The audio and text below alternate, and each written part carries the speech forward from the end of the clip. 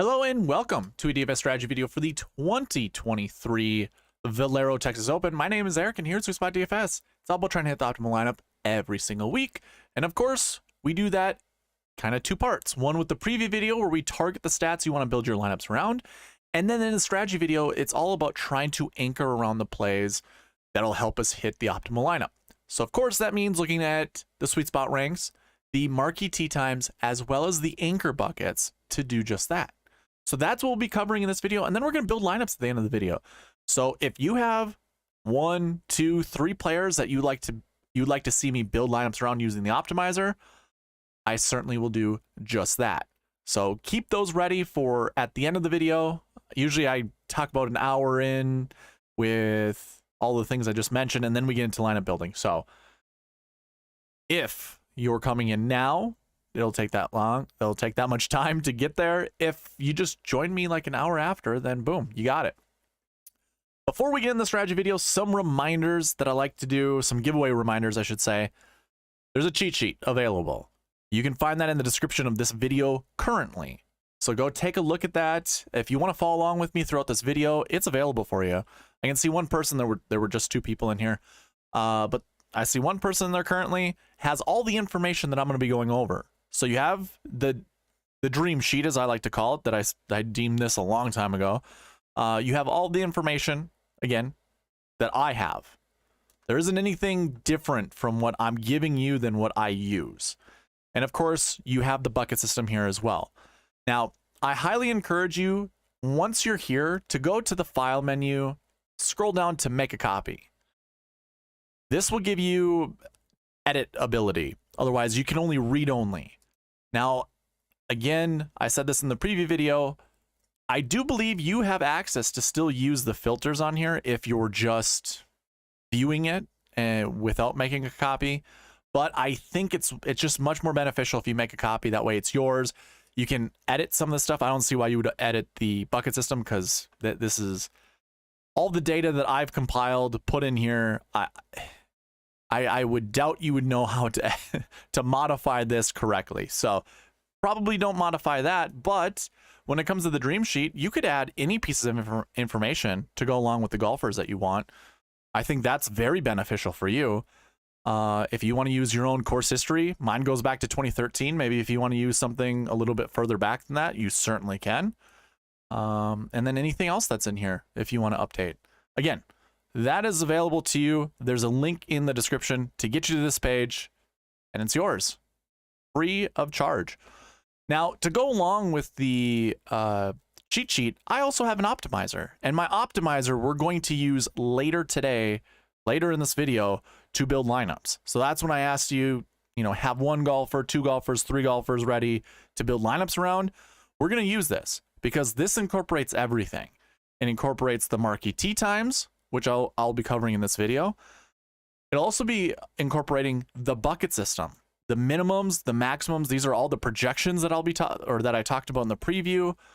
All of that is already in the optimizer. If you are interested in the optimizer, I do have an optimizer ready to send to you, and I'll send it to you during this video. So if you do come here and catch me live, just leave a message in the chat and say, hey, I'd like to use the optimizer, or actually email me at sweetspotdfs@gmail.com. You just see it right there. Email me there. I'll send you the optimizer. We can build lineups together. If you have questions on using the optimizer, I certainly can do that. So this is available to you.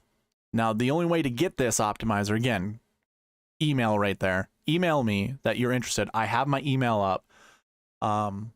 You gotta be subscribed to the channel, and you gotta comment. Comment on any of my videos. So I think the best way to do it is just come into the live chat and say, hey, I'd like your optimizer. And then I'll also see it, with email. And that's the way you can get it. Otherwise, comment on any of the videos that I post. If you're not catching this live, I still will send it to you today. Tomorrow we have, the next 2 days to build lineups. So let me know if you're interested in the optimizer. Now, these are kind of just, tournament related giveaways. I have 2 other giveaways. If you are interested in joining Prize Picks, I have a link in the description below that'll get you to the sign up page. And if you put at least $20 in your account and use the promo code SweetSpot when you sign up, I'm going to give you $20 back. Now, along with that is Prize Picks can match your deposit up to $100. That's exactly what every other content creator does, or what their special is if you use their promo code. But you're getting $20 back for me as long as you put $20 in. So at least $20 in, that is. That way you get to play it for free. So you put $20 in, Prize Picks matches your deposit up to, well, it'll match your deposit, and that'll turn into $40, and it'll cost you nothing except for that sign-up information and initial deposit. So highly encourage you guys to sign up using the promo code SweetSpot if you haven't already, and if you're in a state that allows it. Obviously, there's still some states that don't allow it. So this is available to you. Again, link in the description below. And then the last little giveaway that I have is a weekly/monthly giveaway. This is the last week of the month. So I will run the monthly giveaway, which we've already hit the sub goal of 500 subscribers. So thank you all very much for subscribing. If we can get 39 new subscribers within the next 3 days, I will bump up this $50 giveaway to $100. So the Masters, whatever my first video is at the Masters, let's just say the preview video. In the preview video of the Masters, I will run the monthly giveaway. Someone will win $50. So if you haven't yet participated on the channel, leave comments just like Joanne. Good evening, Joanne. Also, what's going on? Ryan, nice to see you guys in the chat. Well, both Ryans, actually. This gives you an entry into not only the monthly giveaway that you see, but also the weekly giveaway. And I run weekly giveaways during the preview videos of the next tournament. So that'll be probably next Monday. Maybe I'll do one Sunday. We'll see. I have some family plans this weekend, so I don't know if I'm going to have any Masters videos over the weekend. I'll try if I can. Maybe I'll have my preview video then. Jim Christoph, hey, welcome in. He's one of our new subscribers over the last couple weeks, maybe. I don't remember when it was, but Jim, nice to see you here. Yeah, this gets you entries into both the weekly and monthly giveaway. So $5 we give away. Joanne just won $5 once again this last Monday, and obviously she has her name into the entry once again to go along with the two Ryans and Jim. So again, that'll be ran Monday, the weekly, as well as the monthly. $50. I'm giving away 50. I keep repeating myself, but I just want you all to know, I want to be very clear with it. $50 will be given away during the Masters Week preview video. But we could give away 100 if we can get 39 new subscribers. So up to you guys. If you're new, try to join in. Maybe it would be more beneficial if I waited till next week, since the Masters will probably garner more people to come here, but we'll see. Those are the giveaways, though. That was long-winded. Didn't need to go that long, but still want to be clear, let you guys know what you can win and how to win it. Just participate on the channel. All right, let's go ahead and get into this video. Let me go ahead and get the right stuff on the screen. Okay. We are going to start with the SweetSpot ranks. The ranks then go into the marquee tee times, and then we'll talk about the anchor buckets to maybe figure out which golfers we want to build our lineups around, to anchor our lineups around. I have this currently sorted, so if you're following along with me on the cheat sheet, again, there is a link in the description below that'll get you access to the cheat sheet. If you are following along with me, you'll want to use the filter that is on that sheet and go down to DraftKings. That way you can filter along with me and we can go through this together. I have sorted it by SS rank, which is SweetSpot rank, not anything Nazi related. When I first created the channel, I was kind of thinking about like, I don't know, but I like SS, like Chevy SS, you know, like Super Sport, that kind of stuff. So the SweetSpot rank, top to bottom, your number one golfer is Tyrrell Hatton, followed by Taylor Montgomery. Now, one thing I want you guys to note when it comes to the rankings is just looking at the price tag. One way I like to do that is sort back by salary, top to bottom. We see some guys that are out. I can go ahead and filter them out, just like what you can do on the cheat sheet. Just go ahead and deselect out, and then they're gone. So salaries top to bottom. You can look at the ranks this way and see kind of like, you know, discrepancies. Or what I like to do is find the $8,000 mark. So this would be row 22 on the spreadsheet. Row 22, is my 8,000 mark. When I resort this back by SS rank from top to bottom, row 22, I have Benny Ann in there. Byung-Hun An, $7,400. I also have Andrew Putnam, $7,800. Ben Taylor, $6,900. Will Gordon, $72. Akshay Bhatia, $7,000. Pendrith, $77. Brennan Todd, $79. There are a lot of good values. This is a weird week. It's a very low strength of field. I think pricing is just weird. I don't know how DraftKings did it. Obviously, I think what they're doing is they're giving a boost to a lot of the European golfers that are over here. So I think OWGR probably has a little bit more of a boost than what I'm giving it. But I think, and we'll go over my model here very shortly, I think DraftKings kind of did it wrong. I mean, I don't think Ben Griffin, I think that's a perfect price tag for him, like $8,700.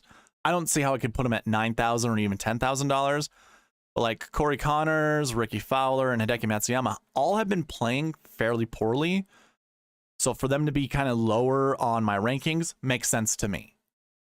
I'm not saying they're not worthy of their price tag when they're all playing at the top of their level. Maybe not so much Fowler since he kind of fell off the last couple of years, but each one of these guys should be in the 10K range comparatively to the rest of the golfers in the field. Let me double check what Gabe said. What's up, Eric? And the Sweet Spot Psychos. Whoa. I kind of like the pseudo alliteration there, but I love it. My suggestion for a group of regulars. I love it. When you get there, can you build me? Yep, I certainly can do that, Gabe. I'll put those guys together. Gabe, I believe, is driving back from work, so can't really focus in on the chat. So you usually leave some lineups in. Certainly can do that, man. Let's go ahead and check what is in the rankings. What goes into my rankings? First of all, not grass stats. This is an overseeded grass type. I don't know, like, when it gets to this time of the year, Bermuda's starting to sprout through. I don't know how much of the turf is 100% overseed versus a little bit of Bermuda. I don't know. So I don't care. I don't use it. I didn't use it last year. And still my top 100 golfers finish inside the top 10. Like, there was no one outside of 100th in my rankings that finished inside the top 10. So I'm cool with that. That's a bit of a consolation for me, but it works for me. What goes into my rankings? OWGR. Like I said, no grass stats. They're all the same. You can double check. Every golfer has the same amount of points. This is just a placeholder. These are placeholder points for golfers who do not have grass stats. So I'm really not penalizing anyone for having 0 grass stats. However, you can see what it is. I mean, 50 is the max for each of these totals. So just throwing that out there. Tournament history, which you can use as course history. Golfers who have 0 course history get 15 points. And then you can see some of the other golfers, like Corey Connors, I think has some of the best course history in the field. He's only getting 45 points. 50 is the top that you can get here. Season-long bogey avoidance, birdie or better, and driving distance, those to me are all just potential. Scoring potential stats. That's why I use them.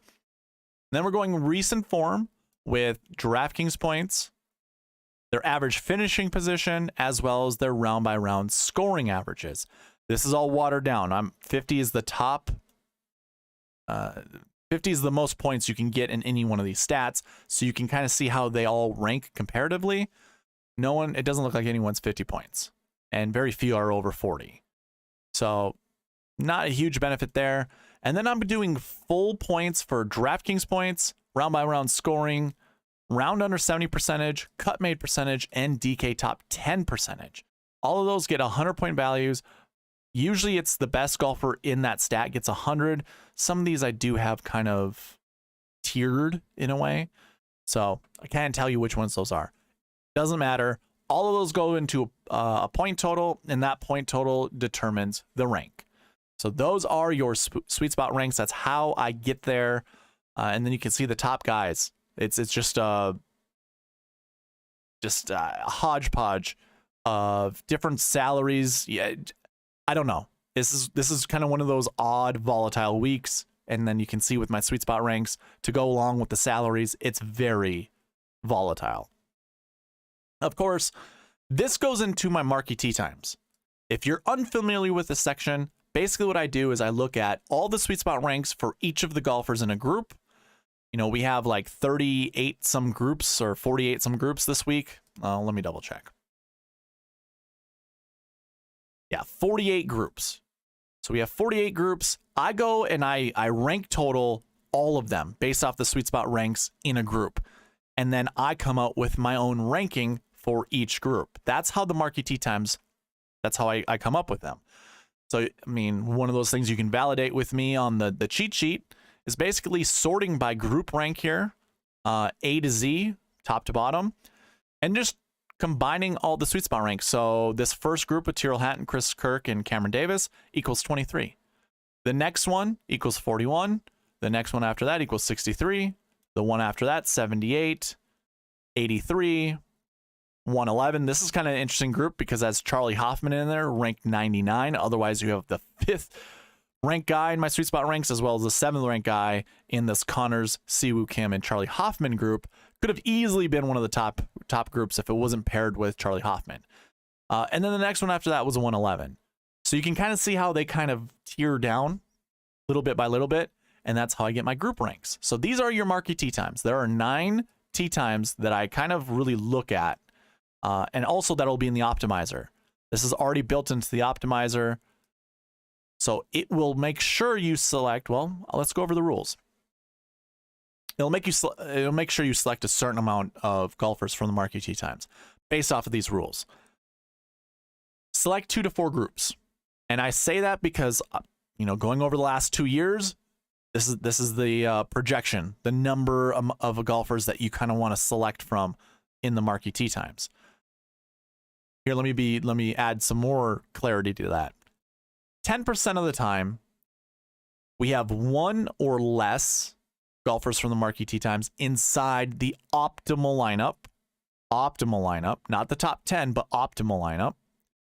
And also you add in more than 4 golfers from the marquee tee times. So that's less than 10%, meaning 90% of golfers in the optimal lineup, 2 to 4 of them are found in the marquee tee times. So that's what I do. I use numbers. I'm using my numbers to be like, yep, I would rather be right 90% of the time than wrong 90% of the time. Like, I don't want to challenge it. I want to be like, oh, 10%? Yeah, no, I'm just going to select one guy. Or no, I'm going to select more than 4 guys. I'm just going to stick within that 2 to 4 range. So basically find 2 to 4 groups that you like, and then only pick 1 golfer from that group. That's it. So basically you're grabbing somewhere between 2 to 4 golfers from the marquee tee times, and you don't want to pair up golfers in the same group. So what that looks like is we have Tyrrell Hatton, Chris Kirk, and Cameron Davis in this first group. If you like one of them, go ahead and select one, Cameron Davis. But that means you cross out the other 2. So if you like Cam Davis, you say no to Tyrrell Hatton and Chris Kirk. And then you do the same thing with the rest of the groups.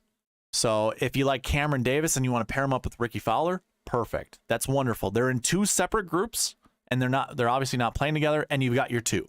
You could actually move on from there. You don't have to select any more golfers, but maybe you also like Thomas Dietrich, kind of like I do. So you can put these 3 golfers together because they're not paired up together, and it's still within that 2 to 4 range. That's how the marquee tee times. And again, I have this built into my optimizer right here. This whole section here, group 1 through group 9, these are all the golfers here. They're all in the marquee tee times. So I say you can't select more than 1 in each of the groups. And then I have a total down here for max of your minimum as well as your maximum. So this is taking into the group totals, saying, hey, from the marquee tee times, you want to select at least 2 and no more than 4. That is how it's built into the optimizer. So it's already in there for you. You literally don't even have to think about this if you don't want to. But perhaps maybe you see some of the golfers on here that you really like, and you're like, okay, well, Cam Davis is in one of the marquee tee times. Perfect. Or Tyrrell Hatton, maybe you like Tyrrell Hatton. He's in the marquee tee time. Awesome. You want to know what? I really like Nick Taylor too. He's also in a marquee tee time. Perfect. Those are my 2 guys. I'm building my lineups around them. So,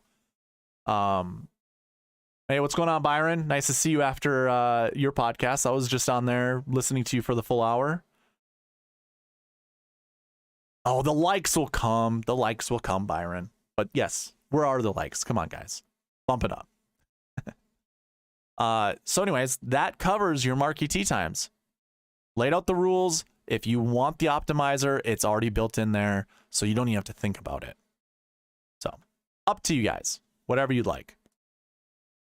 Now, from the marquee tee times, we get right into the anchor buckets. And if you're following along with me and you're on that cheat sheet, basically go up to the filter button, hit the bucket system. I forgot to clear out my filters, but here we go. I have everything available. What I want you to do, go to this max projection column. Click into that filter, filter by condition, and go greater than or equal to 2. This will ensure that our minimum projection is at least 1. And an anchor bucket means you want to select at least 1 golfer from that bucket. That's how the anchor buckets work. Now, you could leave it here if you wanted to and look at each of these buckets, but I like to go a little bit further, and it's kind of crazy.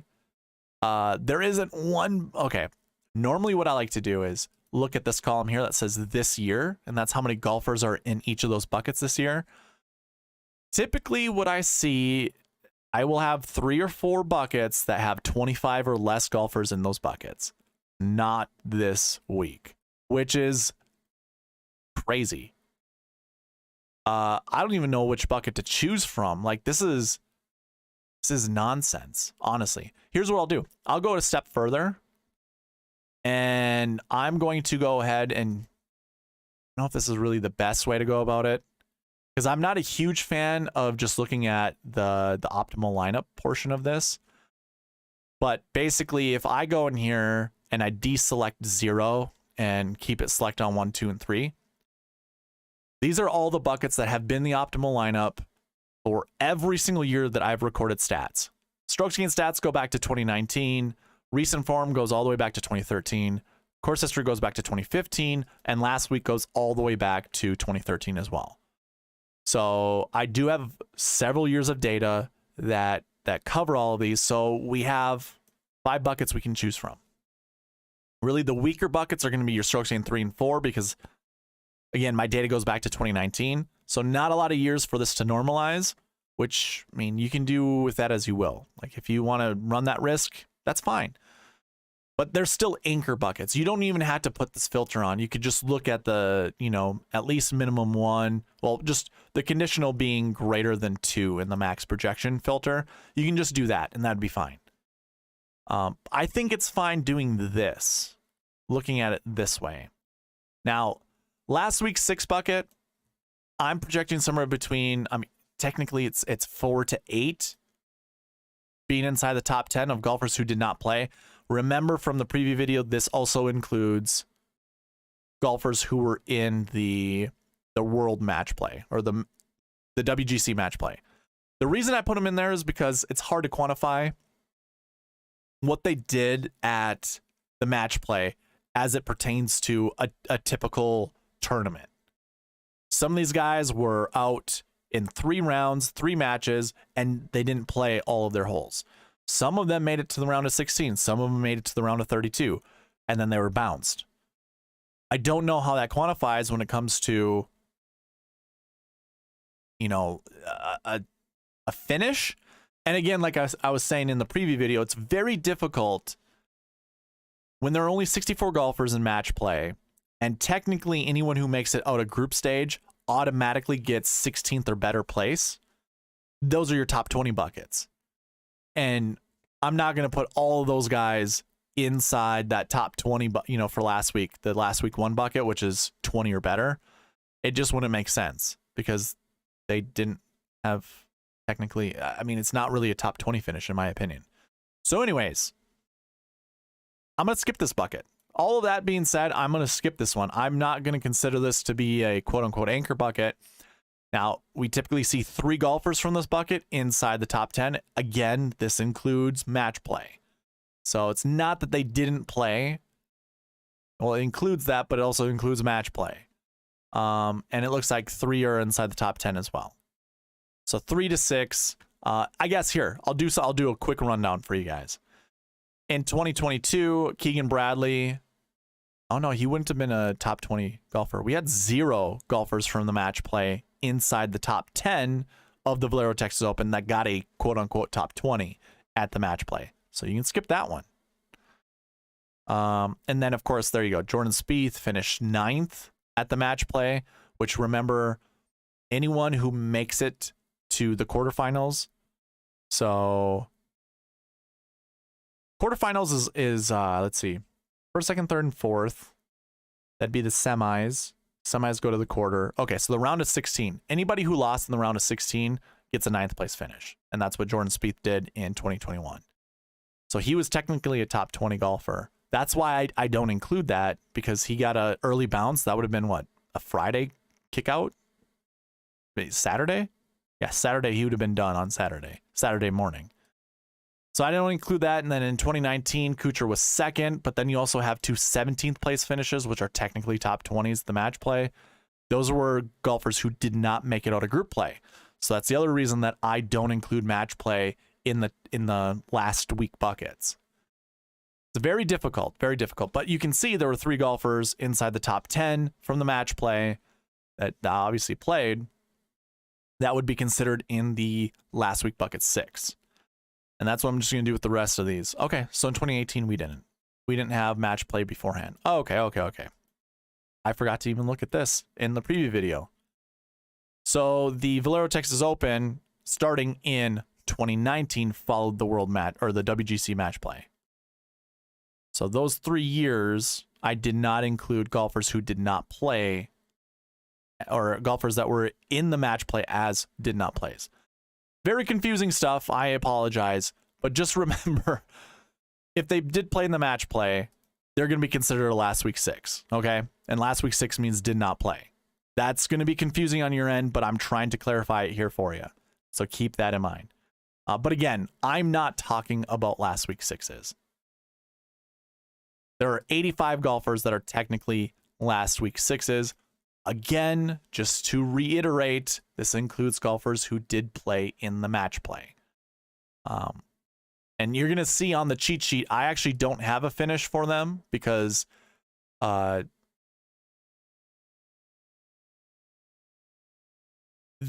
strength of field points incorporates this column, and I don't want it to get messed up like for my bucket system.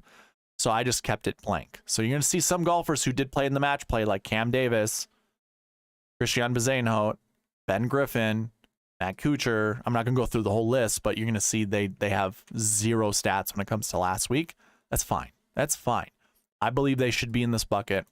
But either way, we have all 4 of our 10K golfers in this bucket. We have probably all of our 9K golfers, most of our 8K golfers in this bucket. There's no reason to talk about it. I'm wasting your time. So last week 6s, not talking about them. Course history 3, recent form 3, and stroke gain 3. These are kind of like middle of the pack numbers. That makes absolute sense to me because we don't have a high strength of field at this event. We don't have a lot of elite golfers here. So our middle of the pack golfers, which is quite honestly, any number that's 3 is a middle of the pack number. And that's what we have. Courses, I mean, it just makes sense to me that these would be anchor buckets because these are technically your best golfers that would be in the field. So I'm going to go ahead, reopen everyone. So if you're following along with me, I apologize. I went on that whole long rant and really didn't need to, but I wanted to over explain it just so in case you were, lost or questioning why I'm not going to go over that bucket. Course history 3s. We want somewhere between 1 to 3, I believe. Yeah, 1 to 3 golfers from this bucket. And this is technically an anchor bucket, so you want to pick at least 1. Now, we go from Hideki Matsuyama at 10,000. We skip the whole 9K range, and we go into 3 8K golfers. JJ Spawn, Matt Wallace, and Adam Schenk. Outside of that, then we drop into the 7K range, and we only have 10 golfers in this bucket that are in the 7K range. So including all golfers 7K and above, we have 15 total golfers. 15 total. There's 30 in this bucket, which means there are 15 golfers 6K and below, which, if I'm being honest, this is too difficult. There's no way we can make this an anchor bucket, because you would want to look at the 7K and above. And honestly, to me, it's the 8K and above. And if I'm looking at the 8K and above, I don't trust any of these golfers. Hideki Matsuyama, no. I mean, Byron was talking about in his podcast, he has a neck injury. We're all waiting for him to withdraw. I imagine it's going to be before the round, or it's going to be after round 1. That's probably when the withdrawal is going to happen. JJ Spawn, I don't mind getting back to him, but he's not an anchor play in my opinion. Same goes with Matt Wallace and Adam Schenk. I am not anchoring around any of these golfers. If you do, by all means, more power to you, but not me. I, in fact, might not even make this an anchor bucket, in my opinion. There's not enough good golfers in it. I don't want the optimizer to select one of these golfers because just because. So here's what I'm going to do, and you can do this with me. If you do want the optimizer, once again, you can email me at SweetSpotDFS@gmail.com. Let me know you want it. Course History 3, you can see that I already have this bucket at 1 to 3. I'm changing that to 0 to 3. I don't want the optimizer to I don't want to make the optimizer select a golfer from this bucket. I don't like anybody. If it just naturally gets there, perfect. But I just no. There's no one good. I don't like anyone here. Then I could be completely biased here, and there might be some really good plays. Like, I do like Benny Ann, but at $7,400, I'm not sure. I mean, he's really the 4th ranked golfer in this bucket. Benny Ann. It's Hideki, Andrew Putnam, JJ Spawn, Benny Ann. And then it kind of drops a little bit from there. I mean, when it comes to the field, there's still a lot of top 100 golfers in this bucket. That's cool, but I don't know. Not for me, guys. Not for me. I don't like it whatsoever. So we move on to the next one. Recent form 3s. And this one's a 3 to 6er. 3 to 6. Which is probably because most of the golfers are in this bucket. And this is middle of the pack. It's that 40 to 60 range. So their average finishing position over the last 7 weeks is 40 to 60th place. That's what qualifies. It's really weird seeing Taylor Montgomery up there. Really weird. Why is that? Taylor Montgomery. How are you in this bucket? Again, we don't include match play. Oh, wow. 44th, 39th, 85th, 85th. 85, 85 are missed cuts. So I don't know why this is saying 100%. Oh, I know why. I got to update this in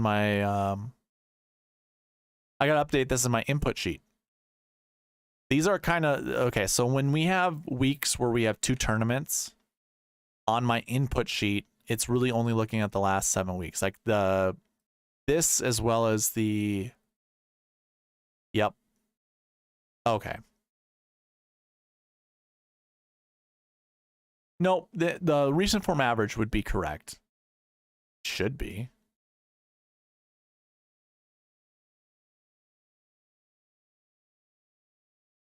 It isn't. Okay, now I really have to update this when it comes to... I'm gonna do this on the fly. I don't like doing this, but whatever. Better to do it now than catch it later and not have it for you guys.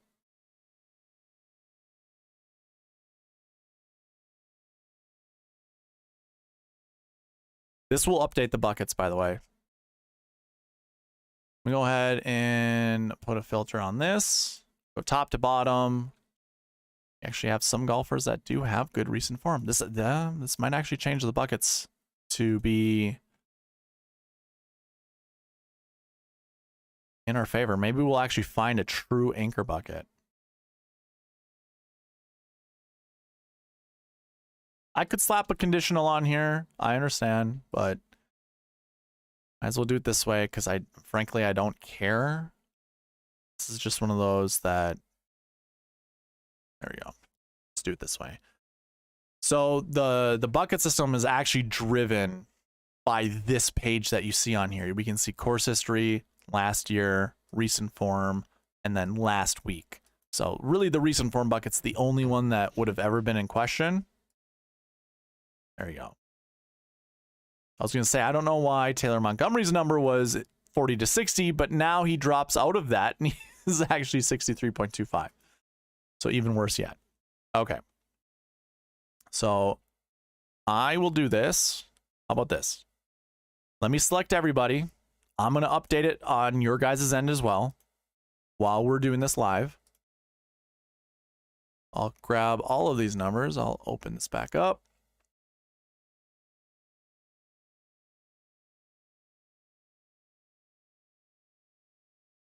Copy this over to the cheat sheet. Did numbers change, I wonder? Oh yeah, I see some numbers that changed. Not by much, but some did. Okay, so the cheat sheet's now updated with the new numbers. Of course, only really recent form would have been affected by that. Perfect.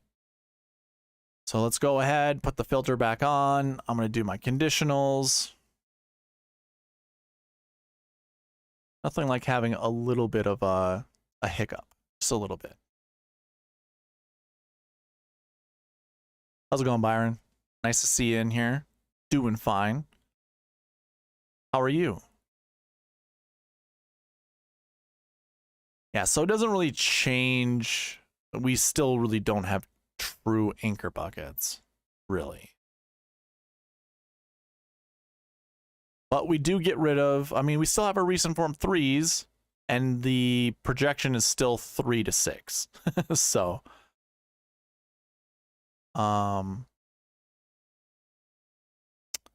which means I also have to update this. Oh my gosh, Byron, this sucks, man.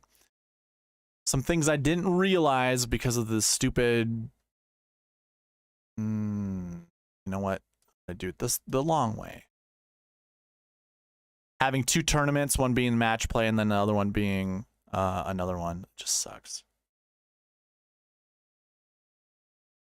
Jim, don't mind this part. This is my bad for not doing this properly.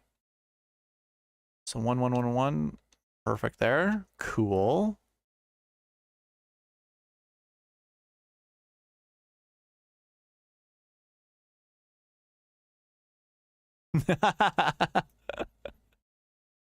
Okay, Byron. Fine. Be that way. I see how it is. Hey, at least I'm finding my mistakes and showing you guys, being transparent with you. You know, there's some people that don't do this kind of stuff. Looks like everything was updated properly. Where did that come from then? I don't get it. Everything is perfect on the bucket system portion of it. I know why. Never mind. Never mind. It isn't. I know why.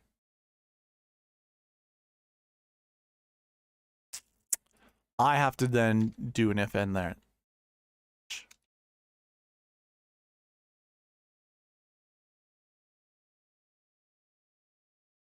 Ay, ay, ay, ay, ay.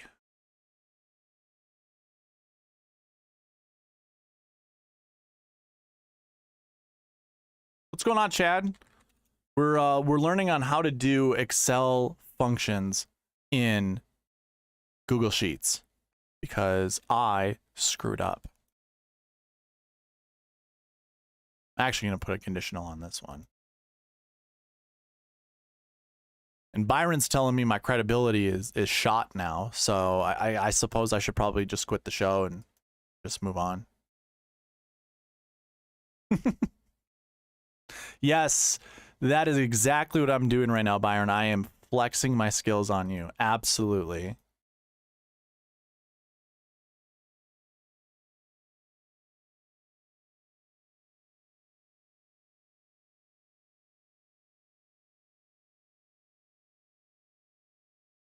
I don't think that's what it is, but hey.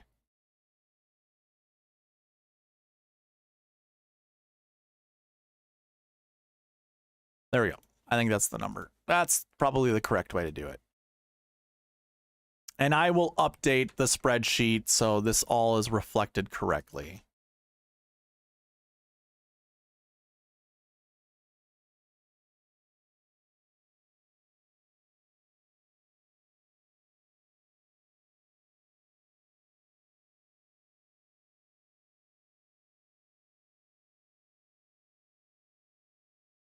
Nothing like doing this on the fly.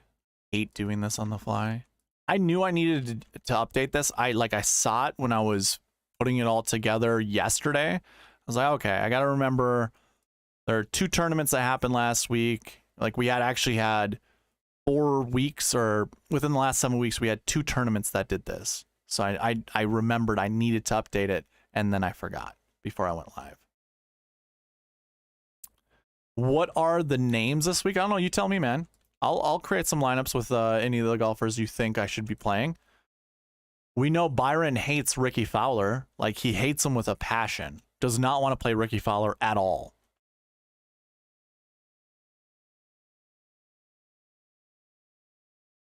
Ain't that right, Byron?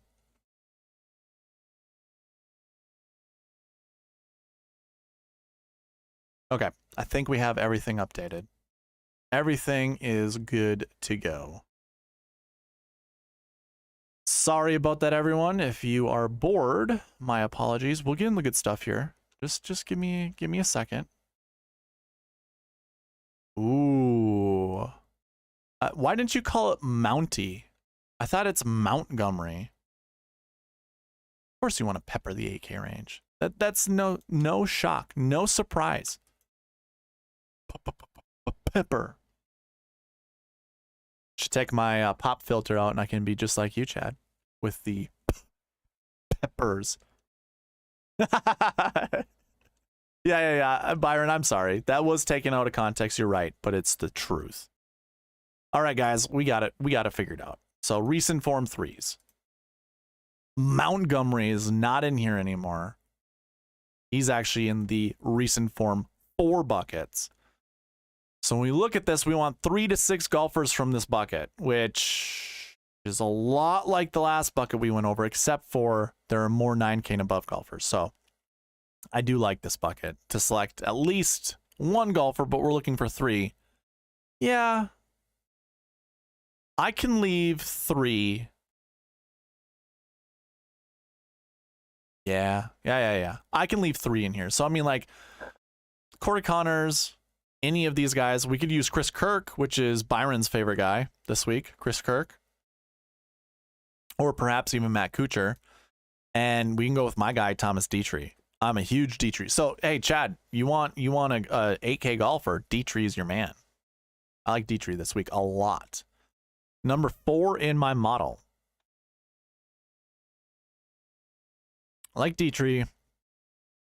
Actually, Byron, what's Dietrich's ownership? I'm interested in his ownership percentages. Of course, I don't keep this stuff, but I am interested.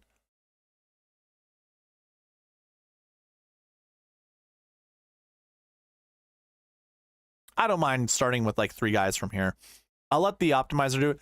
I'm probably going to pick 2 golfers pretty easy from the top here. It's not going to be Hideki. It'll probably be Corey Connors. Or maybe like, I mean, I do like Riley. Same with you, Chad. I do like Kirk, and I do like Kuchar. I like these 3 guys a lot this week. So Byron and Chad, I got your guys covered here. I am with you on these 3 golfers. And then I don't mind playing them with like Dietrich for an 8K. A lot of these 7Ks I'm cool with playing. I've got no issue playing any of these 7K golfers. So, I mean, like, I'm a huge SH Kim fan. Just as long as he stays in the 7K range, I think it's a perfect price point for him. And obviously, a lot of people like Nick Taylor this week, so I think that's fine. Will Gordon, I always like Will. Lee Hodges is another guy that I think is super talented that I will probably play a lot. Pearson Cootie, I've got no issue. So there are enough golfers in this bucket that I can justify that 3 to 6 projection, 3 to 6 golfers being inside the top 10. And I'll probably try to play 3 of these guys. So that's 1 anchor bucket. And then Strokes Gained 3 and 4. I don't even know if I want to talk about Strokes Gained 3 and 4, if I'm going to be honest with you. 3 is basically team no putt. So strokes gained 3 is your team no putt. And the projection here is 1 to 4. So selecting 1 to 4 golfers here. Chad, you got Davis Riley here for you. Obviously, I don't see Montgomery, I think, is a 2. Strokes gained 2 bucket, which isn't one of the anchor buckets, which you also don't have to really worry about. You can probably select up to 2 golfers in that one. Yeah, I don't see how... I don't want to anchor around any of these guys, if I'm being quite honest. Like, Corey Connors, seeing him in the recent form 3 bucket as well. If you were a Corey Connors truther this week, then I am trying to get... I would be giving you the most confidence in playing Corey Connors since he's in 2 anchor buckets. Absolutely. I think that's fine. Davis Riley, I have no issue with either. I will go back to Taylor Pendrith. I thought... See, did he make the cut last week? He did, but then didn't finish super great. I don't mind going back to Pendrith, honestly. I think he's a really talented golfer. Alex Smalley is a huge... I will try to put Alex Smalley in as many lineups as I can. Same goes with Hayden Buckley, Brandon Wu, Sam Stevens, Benny Ann. So yeah, I guess that 1 to 4 projection I can get to because I see a lot of guys I like here. And then strokes gained 4, I believe, is like the same projection. Actually, this is 2 to 5. Finding 2 to 5 golfers from this bucket. Well, that's pretty easy, right? Ricky Fowler's here. Matt Kuchar. I am not I'm not anchoring anything around Alex Noren or Christian Bezuidenhout. Just not doing it. Same goes with Matt Wallace. I won't do that. So I guess, shoot, I don't even know if I would do 2 to 5 from this bucket because it drops off pretty darn fast. Goes in the 6K range hard. Let's see. Let's take a look at this bucket. Pretty high success rate. Frequency rate's pretty high. Top 10 finishers from this bucket's pretty high. And same with optimal lineups. We've seen at least 2 golfers from this bucket in the optimal lineup every single year. Of course, salaries go back to 2018, I believe. Maybe it's 2017. 2017. So, oof. I don't know, guys. I don't think I can get to 2 golfers here. 2 probably, but not 3 or 4 or 5. And I could be way wrong. I don't know, Chad, Byron, Jim, Joanne. Do you like more than 2 golfers from this group of players? I don't. I guess let me make a case. Taylor, Putnam, sure, I can do that. Kuchar, Fowler, okay, so there's 4. I could probably do those 4. That's fine. I guess Ben Taylor, Pearson Cootie. I wouldn't anchor around a 6K golfer. I'm just so against anchoring around a 6K golfer. But yeah, outside of that, I don't know if I'm getting to anyone else at all. I have 6 golfers highlighted, so I certainly can get there. Højgaard? Let's see. Where is Højgaard? Højgaard is 8,800, right? No. Right here, 8,000. He's a strokes gained 2 golfer, so he wasn't in any of those. Sam Ryder, was he one of those strokes gained 4 golfers? Oh yeah, right here. Okay. The best putter in the world. Yeah, so strokes gained 4, by the way, everyone. And Byron, I know this is what you were talking about. It's negative off the tee plus positive putting, and it really doesn't matter what stats in between. So that's what's included in a strokes gained 4 golfer. So yeah, you're right. One of the best putters in the world. Sure. Over 1 year's worth of time, he's gaining 0.5 strokes putting, losing minus 0.168.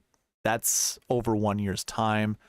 He's actually losing more off the tee recently, but you're right. Look at that putting number, 1.5 strokes gained. These are raw strokes gained stats, so these are not adjusted to the PGA tournament.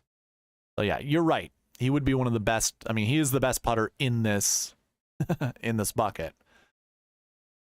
And just like what Byron had said in his pod, Off the tee or distance does not correlate to success here. So maybe that's why this bucket shows up a ton. Maybe that's why the projection is 2 to 5 golfers from this bucket being inside the top 10 this week. I just don't know how I can get there. Getting more than 2 or 3 golfers, I can't do it. I just can't do it. Can't do it. I mean, and this is anchoring. I'm talking about anchoring. So this is you personally going, all right, 3 golfers and I'm building a lineup around. That is your anchor. I don't see how I can do it. There are golfers I want to play, but no one I want to really anchor around. Like Fowler and Kuchar are the only guys that I think I would anchor around. Otherwise, I'm not anchoring around the best putter in the world, Byron. There's no way I can do that. Yeah. We'll let the optimizer do its work. I think I have this set as 2 to 5. Strokes gained 4, 2 to 5. Yeah, so it will select 2 all the time, and we did bump down the strokes gained 3 from 2 to 4 down to 1 to 4. So those are your anchor buckets. A really long roundabout way of getting there, but actually, should we drop the strokes gained 3? Oh, no. There were a lot of good golfers that were strokes gained 3. Yeah. Okay, we're good. Okay. We're building lineups now. Chad, you still here? Or did I put you to sleep with all that nonsense? I will do your lineups first because I know you have a family to attend to. As long as you're still in the chat, of course. Actually, no, I'll still build your lineups. So Chad, again, we're coming into lineups. So if you're in the channel or if you're in the video right now and you're interested in me building some lineups, give me 1, 2, 3 or 4 golfers you want me to build lineups around. We'll let the optimizer do its work. I'll make sure we follow the SweetSpot process using all the conditionals that I have in here, and we can see if we can build some lineups for you. Trying to find the most optimal lineups that you possibly can build. So if you are interested in this optimizer and you want to build lineups with me, I can email them to you right now. Contact me right there, SweetSpotDFS@gmail.com. I'll send them to you. Okay. So Chad, Monty, and Riley. So we want to go Taylor Montgomery, Davis Riley, and then also Alex Smalley together.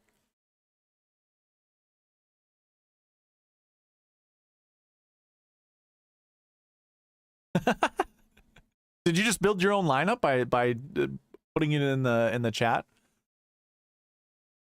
Well, I'm gonna start with Montgomery for you.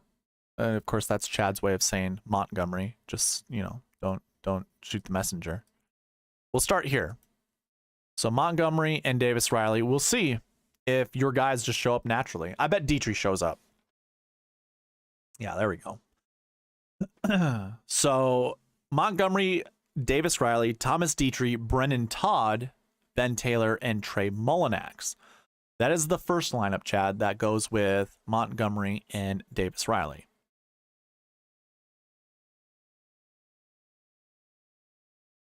Yeah, Chad, this week kind of sucks. I'm not going to lie. There's not a lot of good golfers that I want to select from. I do like this lineup. So it looks like we're kind of sticking with this nuclei. Do you want me to get rid of Brennan Todd or Ben Taylor? Because I'm sure they're going to show up a bunch. But Matthew Neesmith, I kind of like. And having two 6K golfers, this will definitely differentiate you from a lot of lineups.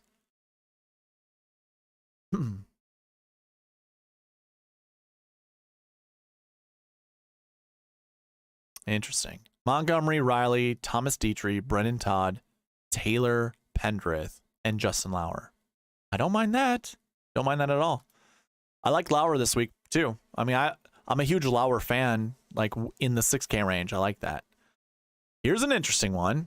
Montgomery, Davis Riley, Brennan Todd, Taylor Pendrith, Akshay Bhatia, and Sam Ryder. So we have the best putter in the world. That's Byron.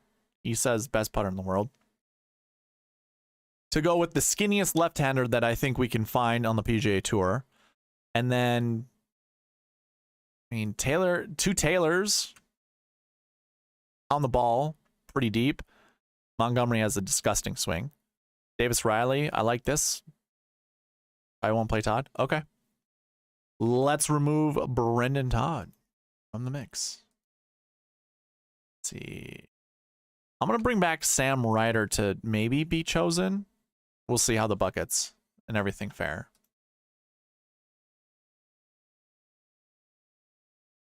Montgomery, Riley, Dietrich, perfect. Akshay Bhatia, Ben Taylor, and then Sam Ryder shows up again. We can run this again. I wonder if Todd being kicked out will bring Dietrich in. Nope. Here's a good one.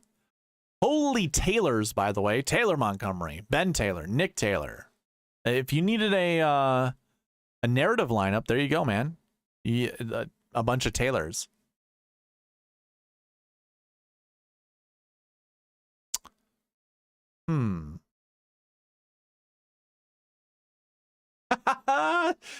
Byron, that's the best one that I've heard yet. You need to make a thumbnail with that, honestly. You got it in glasses. You gotta get those big frame glasses, a 2-iron, a left-handed 2-iron, big old glasses, and ears. And we have Akshay Bhatia. That is wonderful. That is that's so funny. Taylors and Bens. I wonder, can we, okay, so I kind of want to just see if I can slam in all the Taylors. Let's see here. And then Nick Taylor. So I have 5 guys locked in. We'll see if the bucket system or the optimizer breaks. Can we build a lineup this way? We can. I didn't even see that. Akshay Bhatia. Okay, let's get Akshay out of there. I wonder if that means Ben in whatever language that is. Will Gordon. Here you go, dude. Montgomery, Riley, Ben Griffin, Will Gordon, Ben Taylor, and Nick Taylor. Hey, man, we were just talking about Will. I like Will Gordon, too. Let's take out Will Gordon. I just want to see how many laps we can do with... if we can get to another Ben or another Taylor... Well, Benny Ann. There we go. Montgomery, Taylor. Davis Riley is the only one that's really throwing us off here. But there really isn't another Ben or a Taylor that I think we can... I mean, Pendrith. Okay. Okay. I'm just... You got me on here. Don't dupe me, bro. We have Griffin. I'm doing a Taylor Pendrith.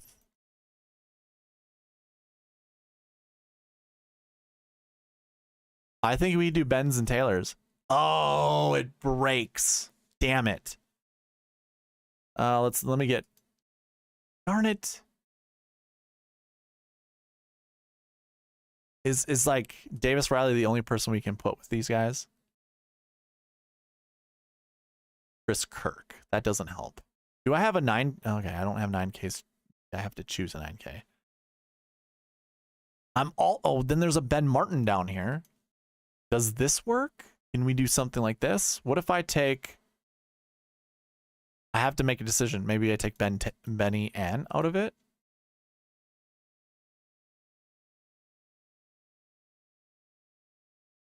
Chris Kirk yet again. I was like, I saw all the Bens and the Taylors. Yeah, okay, it breaks. Damn it. What does my optimizer know anyways, right? My Taylors and Ben dream is gone. Oh, I just want to make it work. I want to make it. Why doesn't Taylor Pendrith work out in this? Oh, he's in a bunch of gross buckets. Last year 6 isn't really super great. Like course history 6. Although 2 to 4 last year 6s, so that actually fits.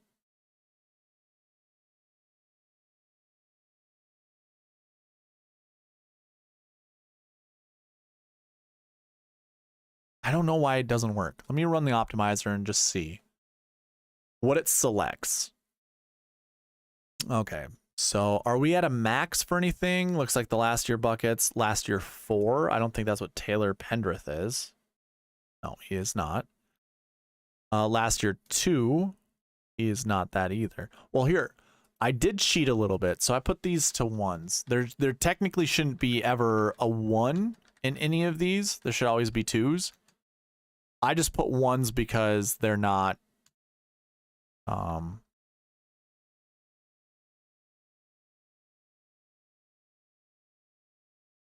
they're not good buckets to choose from. That's I'm kind of just safeguarding myself from that. So I want to see if I can make Pendrith work now. All right, Byron, see you later, man. And I did. I made it work. Chad, we got it. So technically, this still fits the buckets. I went out of my way to make sure some of these buckets had a max of 1. But in the whole SweetSpot process, there should never be a bucket that has just 1 in it unless there's only 1 golfer in that bucket. So technically, it works out. And we have 47,900. Whoa, whoa, whoa, whoa, whoa, whoa, whoa, whoa. Did I select 6 golfers as yeses? Maybe that's why it works out. I have 5. Yeah, I did do 6. Okay. Okay. Damn it.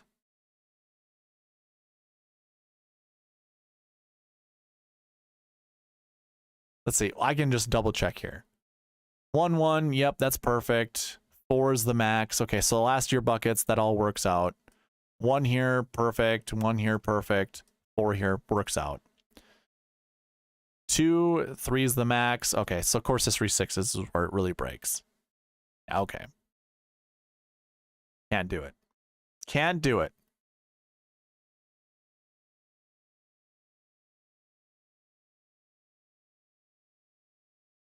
I mean, hey, if you want to make it work out, Chad, by all means, you know, you can find the mold breaker. Maybe it's course history 6s. You certainly can do that. I am going to update this back to what I had it before, just because there are some I don't agree with.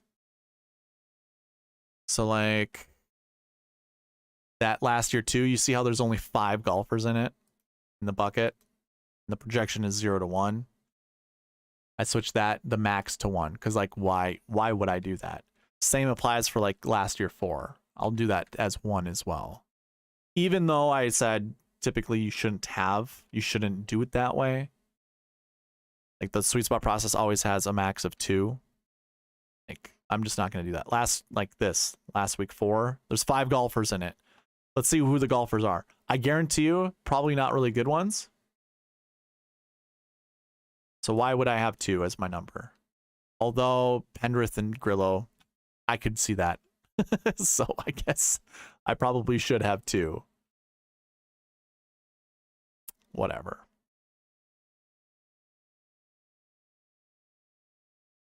I wonder where the 5th golfer is coming from.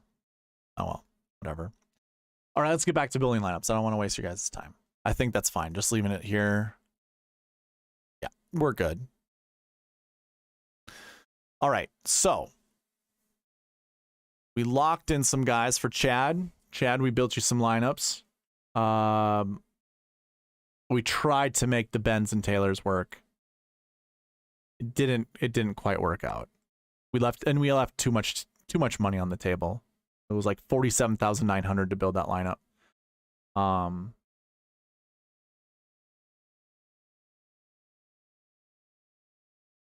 So I think at the top, Ryan McQueen left some golfers in there. Joanne left some golfers to try out. Gabe also left some golfers to try out. So I think what I'll do is just use the people that are in the chat. Absolutely, Chad. Appreciate you, man.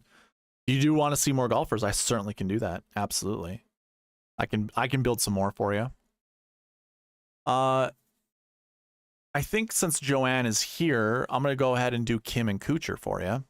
So I'm guessing that's Siwoo Kim and Matt Kuchar. Krusty 9. Do I like pho? Sure. I think I've only had it once in my life. That's fine. Ben Griffin or Ben Hogan have nice value this week, really. So Krusty 9, is this the same guy who, what was your name last week? If Barry R comes back in the chat, he'd probably remember. I forget what the username was that just had the jokes. Can't remember. Anyways, Siwoo Kim, Matt Kuchar.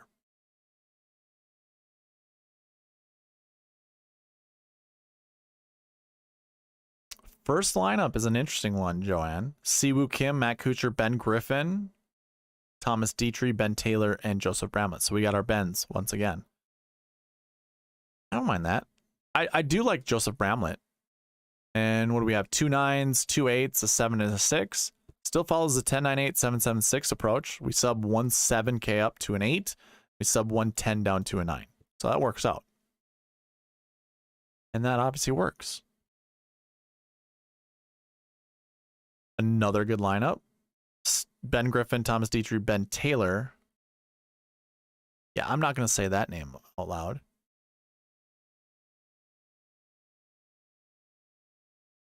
No, I can't remember what the name was. There was a, it was a black. Well, here's the thing too. I went back and I saw my comments and I saw that the name changed. So I'm assuming you probably changed your name a bunch of times. I imagine. Can't remember what it was.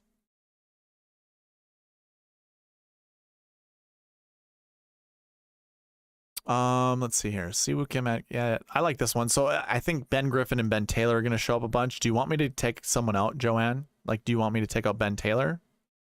Actually, Ben Taylor and Ben Griffin get removed from this one, which I also like this lineup. This is a very balanced lineup. Siwoo Kim, Matt Kuchar, Thomas Dietrich, Taylor Pendrith, Akshay Bhatia, and Nick Taylor. I like that one.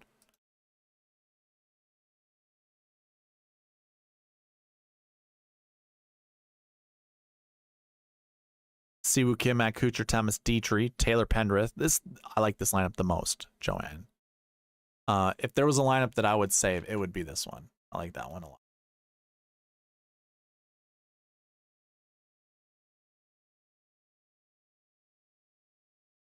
Siwoo Kim, Matt Kuchar, Thomas Dietrich, Will Gordon. Hey, I like that the fact this is just creating different lineups.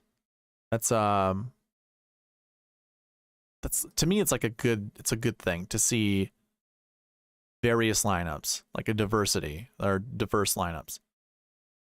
This is another really good lineup I like right here, Joanne. Siwoo Kim, Matt Kuchar, Thomas Dietrich, Taylor Pendrith, Ben Taylor, and Hayden Buckley. That's another one that I like a lot.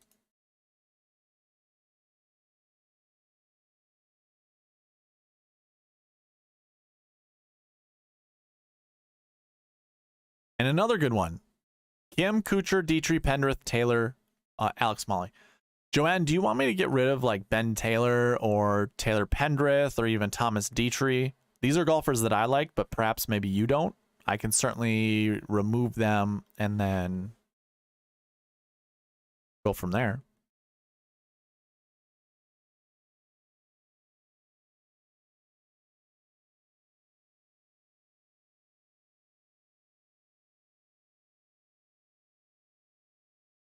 Here's another good one.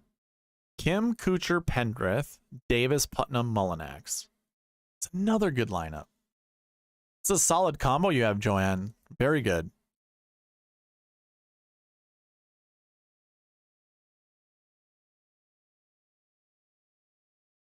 I don't think I can't not like a lineup that comes from here. I got to watch it because I'll save too many lineups and I'll try to put these all in my contest and then I won't have anything left for me to create. Here's a different one, Joanne. This would be a pretty decent GPP lineup, including Bryce Garnett. I don't think he's like an extremely good golfer, but someone that I would say has top 10 potential, if not top 20, and that could be enough to help you win a GPP. I'm not trying to convince you to use that one, but not terrible. And same goes with this one. Like, this is a really good one, including Kramer Hickok. So Ben Taylor's showing up a ton, and since he's in the 6K range, and my rule is don't fall in love with a 6K golfer, let's go ahead and remove Ben Taylor.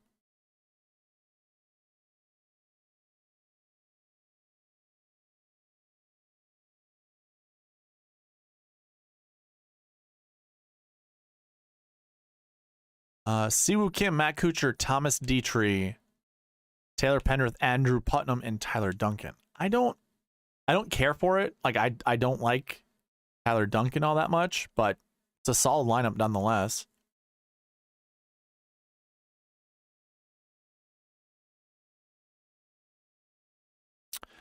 You know, I'm not going to be very much on Nick Hardy. I don't mind saving one lineup with him in it. To me, he's a Midwest boy. I don't like it on Bermuda tracks, although this really isn't Bermuda. It's still in the South, and I'm not going to be a huge fan. Same goes with this lineup. Like, I like this lineup too, because I probably wouldn't play these guys together, so it's nice to see a diverse lineup. Okay. So, Joanne, you say try the other set. What does that mean? You have another group of golfers? Do you want me to try? Okay, Lucas Glover. Here, I'll try to find Lucas.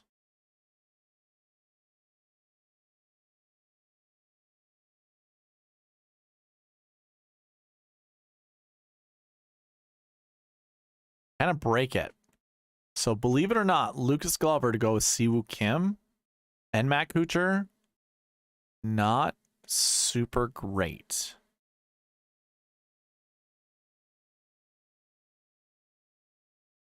Probably why he's not showing up. Yeah, so it breaks. Can't do Glover.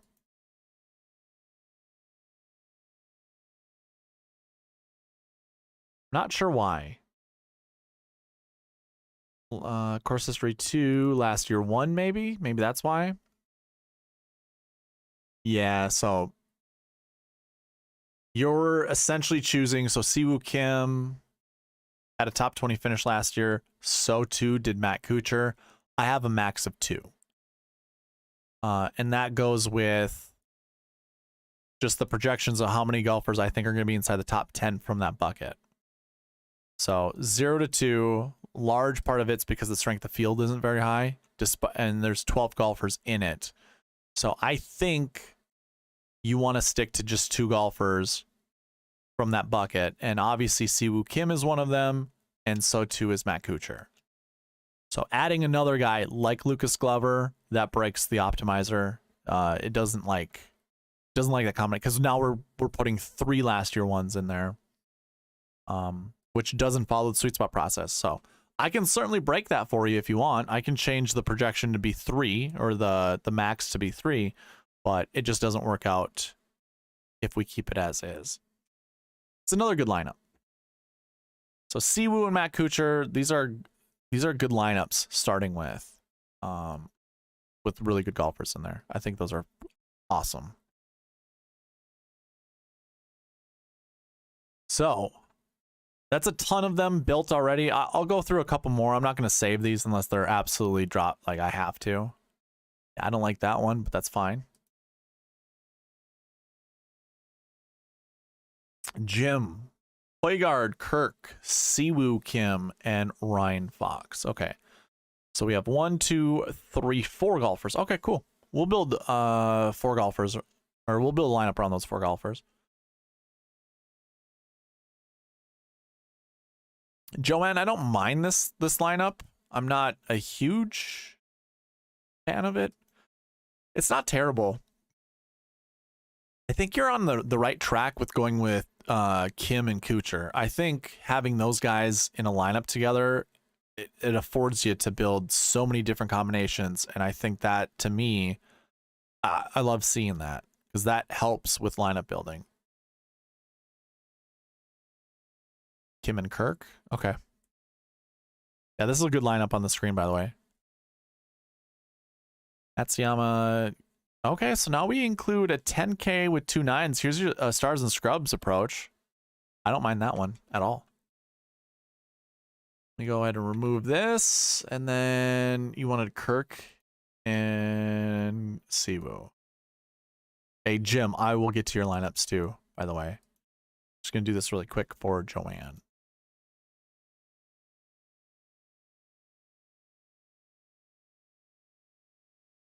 Yeah, so we're going to get the same types of lineups, Joanne, and I think that's absolutely fine. So even Siwoo Siwoo seems like a pretty decent piece to put together. Here we go. 3 Taylors, 2 Bens, a Siwoo and a Kirk. think that's a fantastic lineup.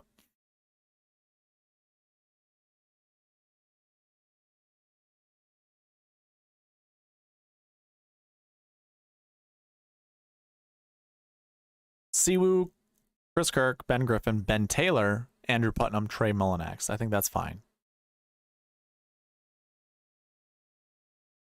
Kim, Kirk, Dietrich, Batia, Ben Taylor, Matt Wallace. I think that's a great lineup. Kirk, Pendrith, Ben Taylor, Andrew Putnam, and Adam Schenk. That's an interesting lineup. That's one I haven't seen Schenk show up yet, but this is great. Of course, Ben Taylor keeps showing up, which pretty easy since he's $6,900 and a good value. There we go with Garnett. So we're kind of seeing a lot of the same lineups we saw with Kuchar and Kim, as opposed, I mean, with Siwoo and Chris Kirk. So yeah, I think we just probably keep it there. Build a couple more lineups. These are all really good, by the way. Mark Hubbard shows up. This is a good one too, Joanne.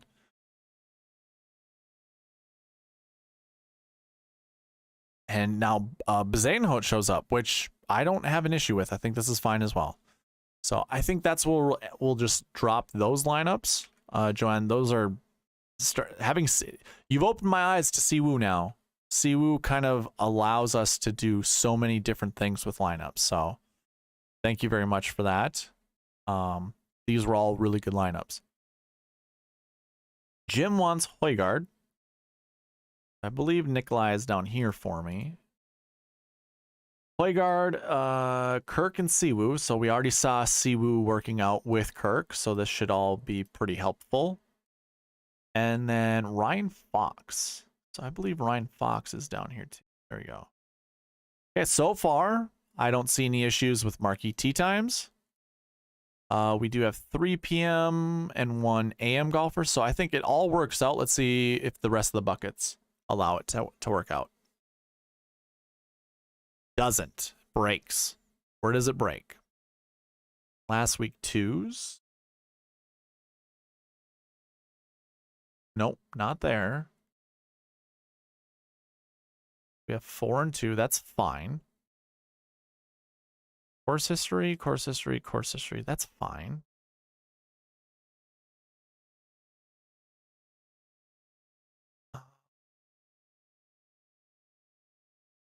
Strokes gains, fine. Recent form 3 is fine. 3 9Ks. Okay, so that's where it's breaking for me, is having 3 9Ks. Just so you know, when it comes to the bucket projections, I have 0 to 2 projected to be inside the top 10 for 9K golfers. Now, there's an easy fix to this. I can obviously change this to be 3 and allow the lineups to be built. But for you to understand, this goes outside the bucket system, which I try not to do because I like to build lineups in the bucket system, which is fine. We don't have to. So without that, here's your first lineup. So when we break that one rule, there's one bucket that we have to break the projection to create lineups. That's allowing 3 9K golfers. So Siwoo, Chris Kirk, Ryan Fox, Nick Taylor, Nikolai Højgaard, and Paul Haley. Not a huge fan of Paul Haley, but if Byron from Back 9 Bets tells us that distance doesn't really matter at this event, Paul Haley's fine. Just doesn't hit the ball very far. So I think, okay.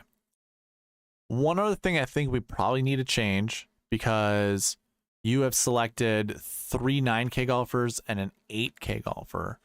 I also have it in my bucket projections to select at least 1 7K golfer, and it appears that Nick Taylor ends up being the guy that it constantly wants to choose. So if you're cool with that, I can keep Nick Taylor here. I can also remove Nick Taylor. So you want me to drop Kim? Okay. Do you then also want me to change back the bucket projection for the 9K range from 0 to 2? Put that conditional back in? I think it helps build lineups, but you let me know. I'm going to just do it and wait for your answer. I'll just build a lineup without Kim in it.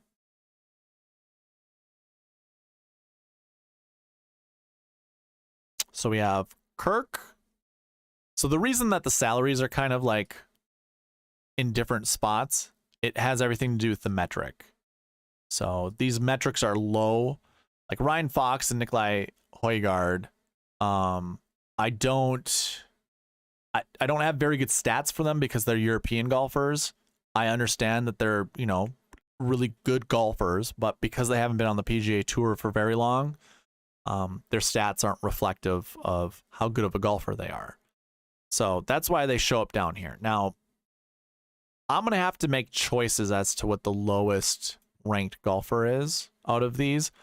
So I can remove Brendan Todd, Andrew Putnam, or Sam Ryder because the optimizer is going to want me to kick out Nikolai Højgaard all the time, which is, don't worry about that. It has everything to do with the metric that I have there. So because you lock them in, I'm going to have to manually kick out, you know, either Sam Ryder, Brendan Todd, or Andrew Putnam. I personally probably want to kick out Brendan Todd. So I'll do that. You can keep letting me know what you want in the chat, and I will update accordingly. Chris Kirk, Ben Griffin. I like that start already. Ryan Fox, Nick Taylor, Nikolai Højgaard, and Nate Lashley. I don't mind that lineup. That lineup is pretty good.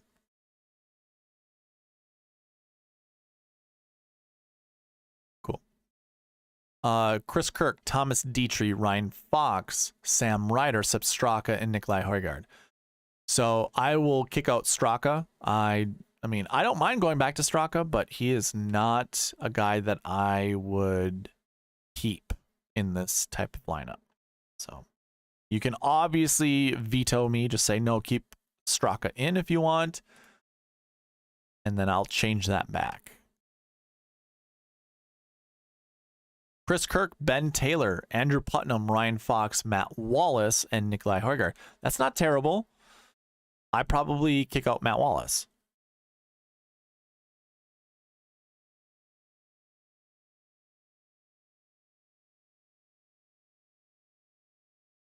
This is a decent lineup. Chris Kirk, Ben Taylor, JJ Spawn, Ryan Fox, Sam Ryder, and Nikolai Højgaard. I would probably kick out Ben Taylor because he's just going to continue to show up. If you do like Ben Taylor, I can keep him in there, but again, I'm a believer you don't get married to the 6K range, so let's remove him. Cool. Glad we're on the same page, Jim. Here's a good lineup. I like this one. I'm not a huge fan of Bo Hosler, but putting him in a lineup like this, I think it's fine. So Chris Kirk, Thomas Dietrich, Ryan Fox, Nick Taylor, Bo Hosler, and Nikolai Højgaard. Now, I probably would get rid of Bo Hosler because it's just not one of my favorites, but a lineup like this is actually pretty good. I do like this lineup. So I'm going to get rid of Bo Hosler. I can find him.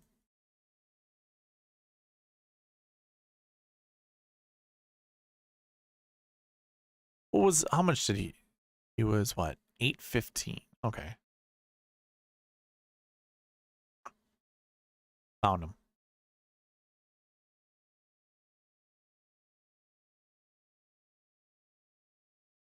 Chris Kirk, Akshay Bhatia, Ryan Fox, Christian Bezuidenhout, Nick Taylor, and Nikolai Højgaard. Hey, Jim, out of curiosity, since you've picked Højgaard and Ryan Fox to be in your lineups, and you were going to go with Siwoo Kim, do you happen to be an international person of mystery? Do you live overseas? If so, I have a good, well, international team here for you, minus Chris Kirk and minus Akshay Bhatia. But we have Bez to represent South Africa and Nick Taylor to represent Canada. I think that's fine. I'm actually gonna remove Bez unless you like him. You let me know. I can bring back Bez if you want me to. Kirk, Putnam, Fox, Adam Schenk, Eric. Ooh, I like this lineup a lot. I think this is. I mean, I'm not saving any of your lineups, Jim, and this not because of you or anything. I'm not. I couldn't put Fox and Højgaard together. I understand they're really good golfers, but I don't think they're going to be inside the top 10 together. That my personal take. That has nothing to do with any stats or anything like that. It's just how I feel. I am going to remove Adam Schenk. $8,200, $847. If you do like Højgaard and Fox together, don't let me persuade you off of them. As long as the optimizer allows these things to work out, I think it's totally fine. I think it's, you just go with it. This is an interesting lineup. Chris Kirk, JJ Spawn, Ryan Fox, Nick Taylor, Mark Hubbard, and Nikolai Højgaard. I don't mind that. Not terrible. Oh, I have to choose someone. I'll kick out Mark Hubbard.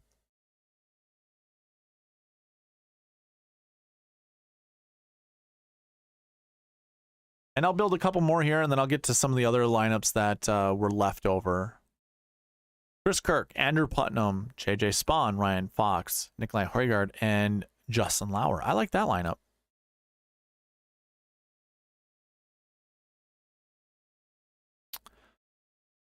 This is an interesting lineup too. Chris Kirk, Will Gordon, Ryan Fox, Nick Taylor, Alex Noren, and Nikolai Højgaard. So this is one of those, like, those lineups I think has a lot of upside that I don't think anyone else will have. I mean, you and I might have it, but I'm not telling you what contest to put it in. That way we can't dupe each other. I think that's going to be it, Jim. Let me know if you have any other combos you'd like me to build around. But I think I'm going to go up to Ryan McQueen. Left a chat right away in the beginning. I'm thinking either Connors and Kuchar or Ricky and Kuchar to start for me. So it's Kuchar no matter what.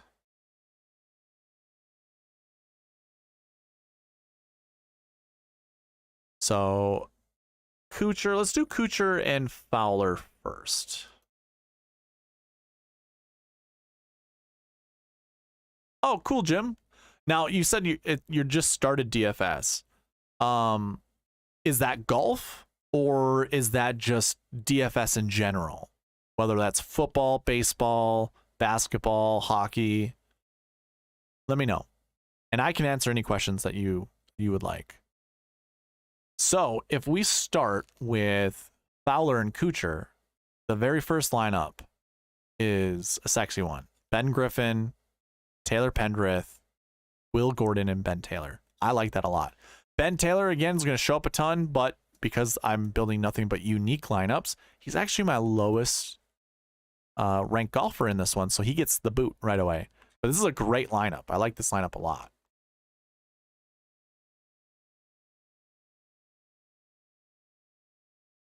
Fowler, Kuchar, Dietrich, Pendrith, Batia. Yeah, this is my favorite lineup of all time right here. This is, yes, this is by far my favorite lineup built so far. Fowler, Kuchar, Dietrich, Pendrith.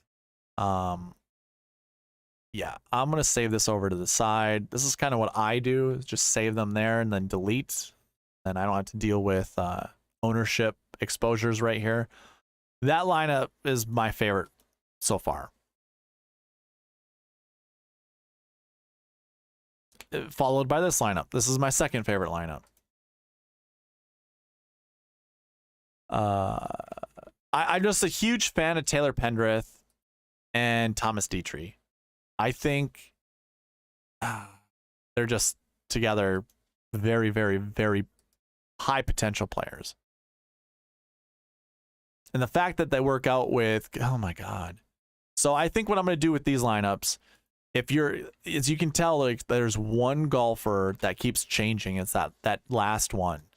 I think when it does something like this, this is a perfect time where if you have multiple entries into a contest, this would be how you maximize your potential winnings, is just putting all the lineups in that one contest.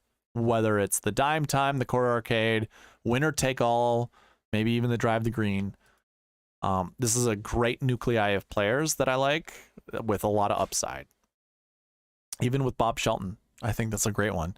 So what I would like to see actually is I'm going to remove Akshay Bhatia because I would remove Batia and Pendrith and try to build lineups outside of them just to see the different combinations. If Dietrich stays and then, you know, it kind of just cycles through the same types of players, then I think that's your nuclei. You go with Fowler, Kuchar, and Dietrich. I think that's perfect.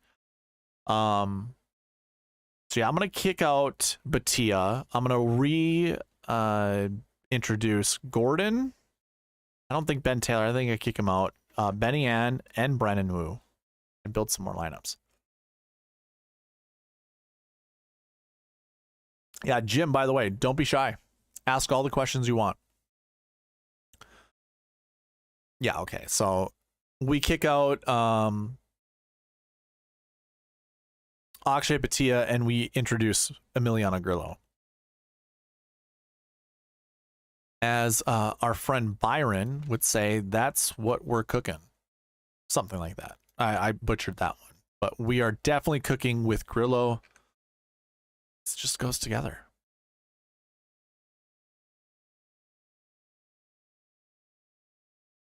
Yeah, I'm loving this Fowler Kuchar combination. I really like it a lot. 8 game. What's going on, man? How do you feel about the Saber Sim optimizer? I haven't used it, to be honest with you. I haven't even looked into it. Is that for golf?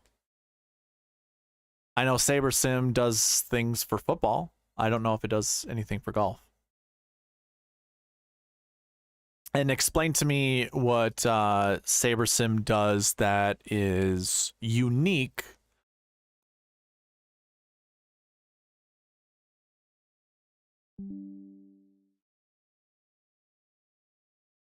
It's for all sports. Cool. Said my OBS disconnected. I don't know if I can see myself. I can see myself still live. Can someone confirm that you can hear me? I see I'm live, but want to make sure.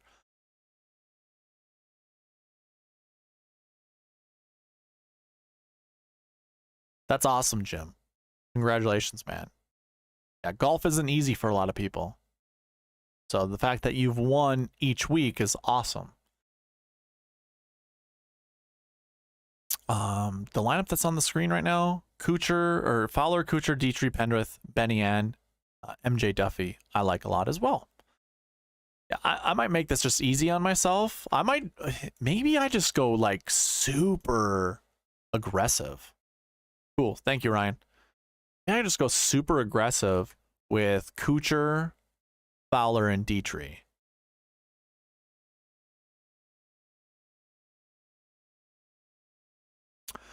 Their projections are bad, but the optimizer makes it easy to control exposures and leverage ownership. Okay.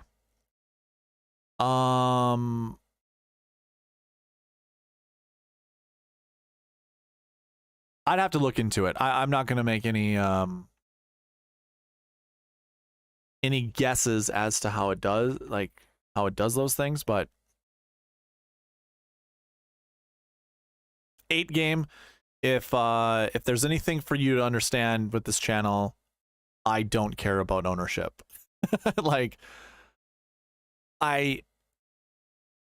Last week is a perfect example. Looking at the Corrales Punta Cana, Wyndham Clark was 45% owned, and he was in the winning GPP lineup at 45% owned.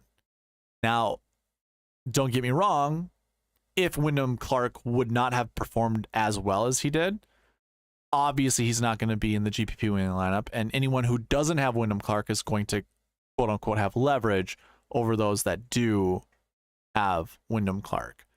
So that's where it becomes dangerous, but I think we're all becoming extremely sharp where ownership doesn't necessarily matter all that much. Like Wyndham Clark was the clear play last week. But yeah, I get it.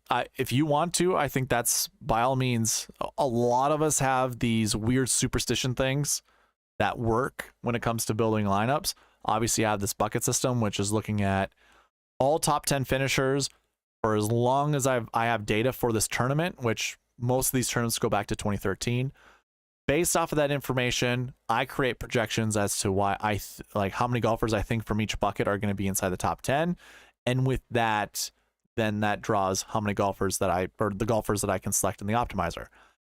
You could make an argument and say that that all uses superstition into building lineups, because why does it matter what past tournaments are like when the field's completely different this year?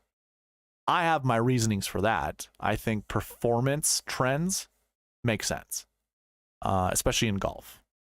It's a very mental game, and the same things apply year in and year out, in my opinion. So to some extent, not exactly, but to I wouldn't say so much some extent, like the majority. Anyways, moving on. This combination is wonderful. Ricky Fowler, Matt Kuchar, I love it. Harry Hall, I don't mind playing. So I think it's going to stick with a lot of these golfers. Okay, now we change a little bit. That's fine. I'm going to build a few more, just rapid fire. Those just listening like Gabe, I'm sorry, man. Or if you're not listening anymore, I'm just kind of rapid firing through some of these lineups just to see if I can change anything. Because right now, Fowler, Kuchar, Dietrich, Pendrith, Benny, Ann is showing up a ton with all these different golfers. So I just saw one with Lee Hodges in it and I saved it, because I like Lee Hodges this week.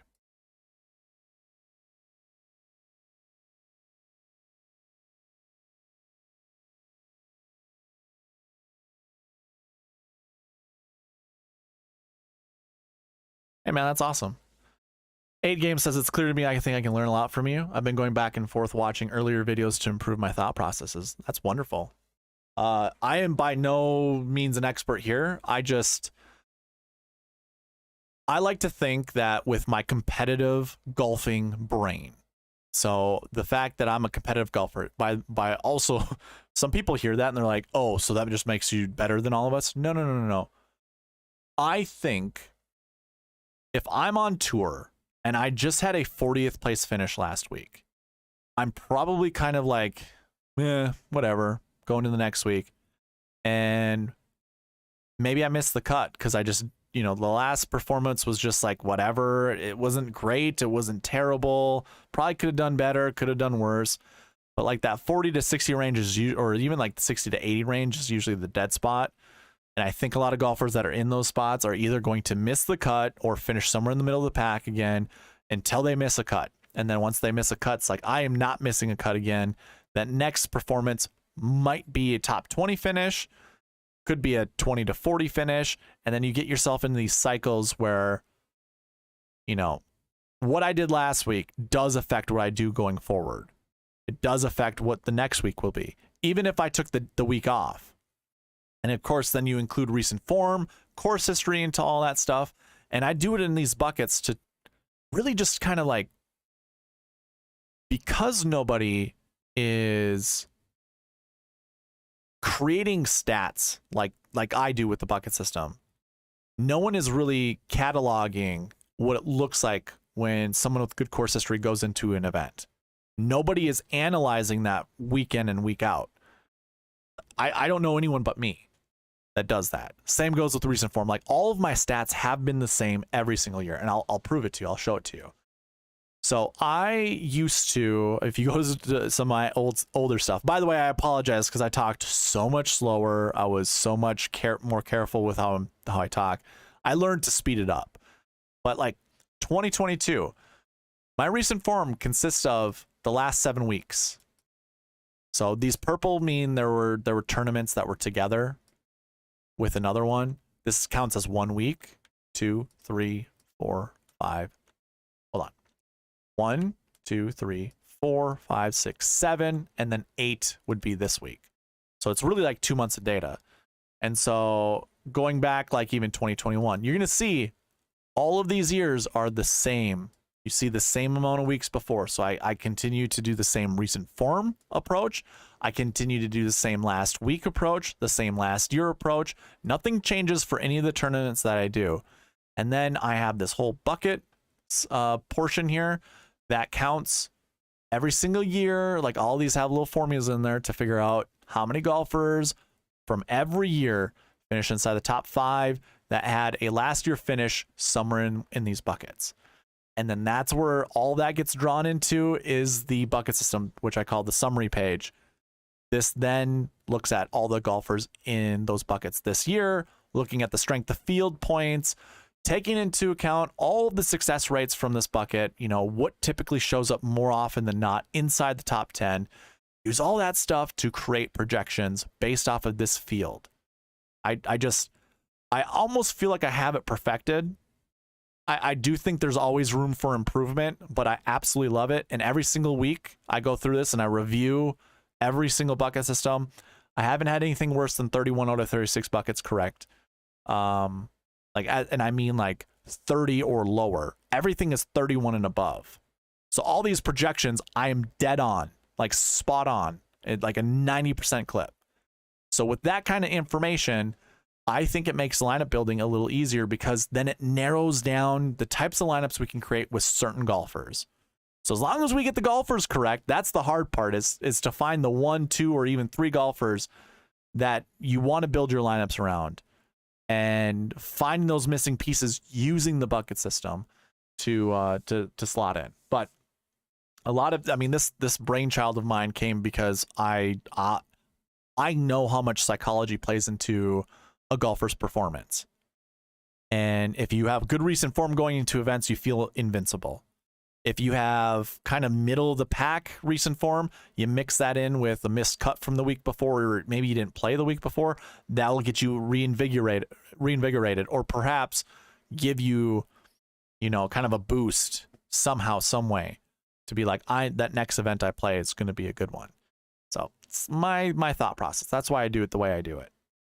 Sorry, that was a little soapbox portion of it, but that was me explaining the bucket system. So I hope that's or my thought process when it comes to these lineup building exercises. So hopefully that made sense. If not, I'm here for answering questions.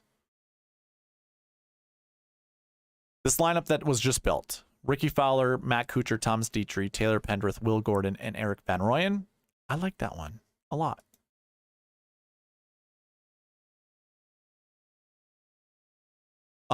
Yeah, I guess going back to the ownership thing, I did a whole big long video going through it and determining, does ownership matter? Like, really, should you even focus on it? And if you do focus on it, you're wrong more often than you're right.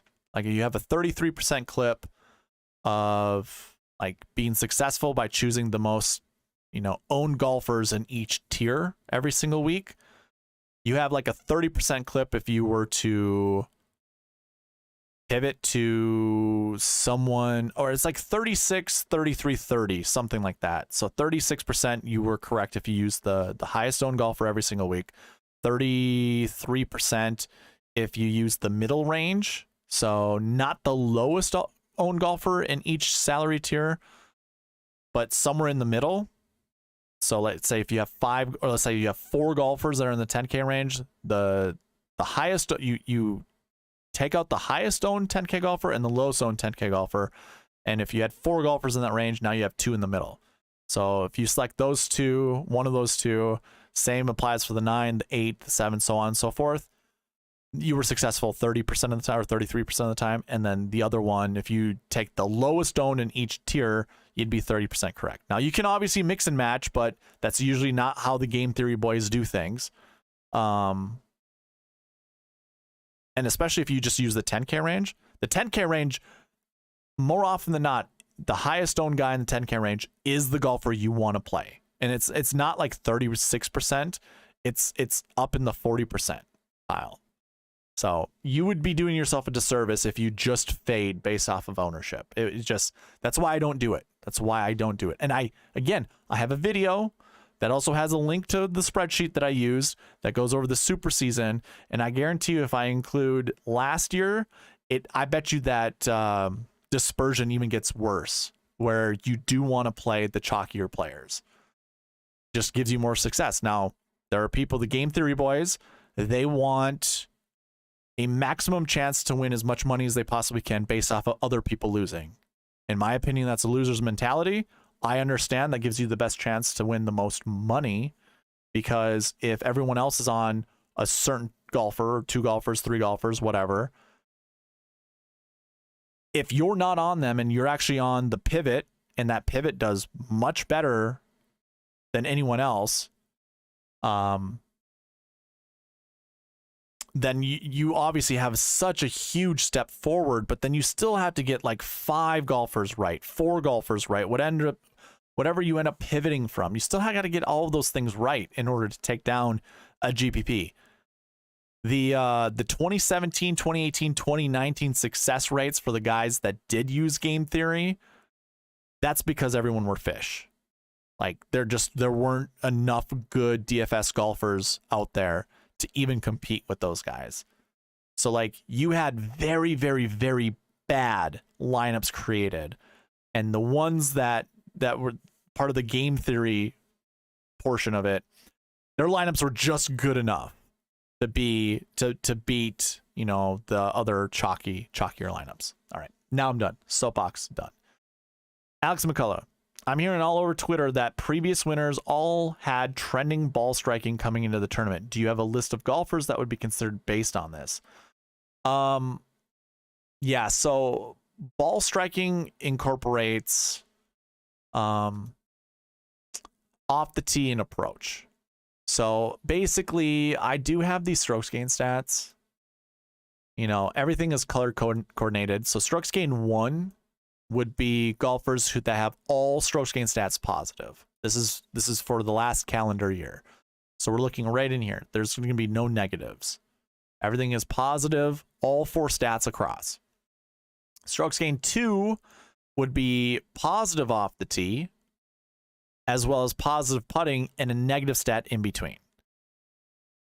To answer your question, I do not have ball striking stats because, again, that incorporates off the tee and approach. All of my strokes gain data goes off the tee and putting. It's based off all the different combinations. So again, all stats are positive with strokes gain 1.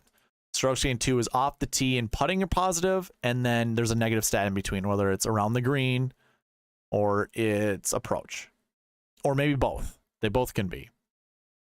Strokes gain 3 would be positive off the tee, negative putting. So if I scroll down to strokes gain 3, and then whatever stat in between, once again, this could be positive approach, could be positive off the tee.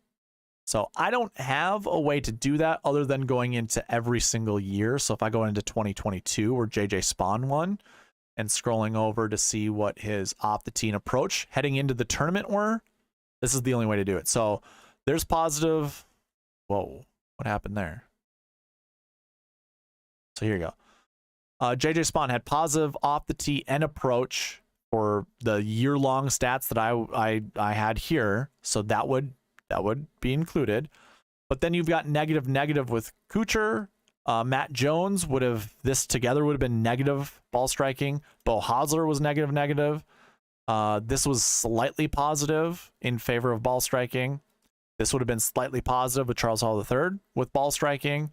Then we have positive. Definitely with Keegan, positive, negative, barely positive with Matthias Schwab. So I guess when it comes to ball striking, I see 2 golfers that had really good ball striking stats, and I guess we can include the winner. So yeah, I guess there was in 2022 decent ball striking stats heading into it. In 2021, going back, and I guess these are all, you know, season-long stats, so they could be a little misconstrued. Spieth had negative off the tee with positive approach, so that would be positive ball striking. Charlie Hoffman had really good off the tee and approach heading into it, so there you go. That definitely worked.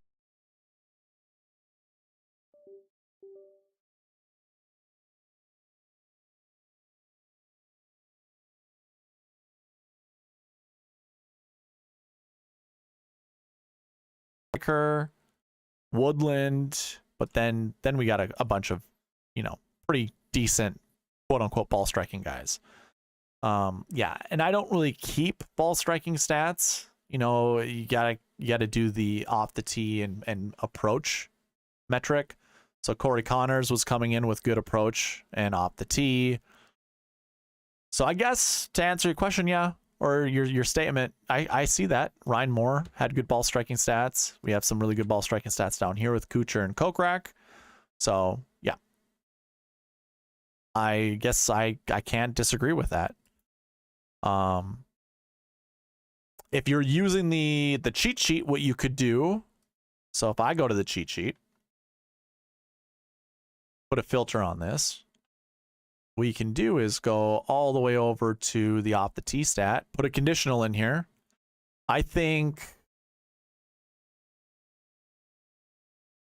how about greater than or equal to 0? Let's do that. And then approach, we can also do greater than or equal to 0. Now, this isn't a perfect way to do this because you can obviously have negative off the tee and positive approach to have a positive altogether ball striking stat, and vice versa. You could have negative off the tee plus positive approach, unless I said that up backwards. But I hope you understand what I mean. So you do have a pretty good selection of golfers. We have 41 total golfers that have good ball striking stats. This is all positive, you know, and decent names, by the way. I sort this by salary. Tyrrell Hatton, Corey Connors. I know that it's really small on your screen. I apologize for that, but let me just rattle the names off for you. Tyrrell Hatton, Corey Connors, Siwoo Kim, Davis Riley, Chris Kirk, Ryan Fox, JJ Spawn, Ben Griffin, Thomas Dietrich, Cameron Davis, Adam Schenk. You can basically see everyone who is dark green, light green, or yellow. There are no orange because orange would be negative off the tee. There's no light red, that'd be negative off the tee and negative putting. But of course, you could have, I need to maybe calculate ball striking just to put that in here. Can't give you positive ball striking when there are 2 negatives, or if there's a negative in one of those stats, unfortunately. Hopefully that answers your question. A lot of discussion. Love it. Okay, back to building lineups. I am so sorry, everyone. So I'm really loving the Fowler Kuchar start, especially because it's just grabbing Dietrich, and I'm a huge fan of Dietrich this week, as I am Taylor Pendrith and Will Gordon, and that just keeps showing up a ton. So I'm a huge fan. Even something like this, leaving $500 on the table, going Fowler, Kuchar, Dietrich, Pendrith, Gordon, and Chesson Hadley. I'm cool with that. Okay. David Lingmerth, sure. I have no problem with that. The other golfer that he had said to go with Kuchar was Connors. So this will cover all of Ryan McQueen's lineups, or the golfers he was choosing.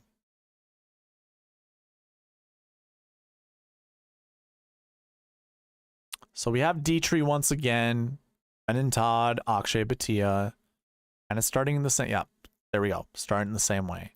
Connors, Kuchar, Dietrich, Pendrith, Bhatia, Nick Taylor. I'll save that one. I like that one.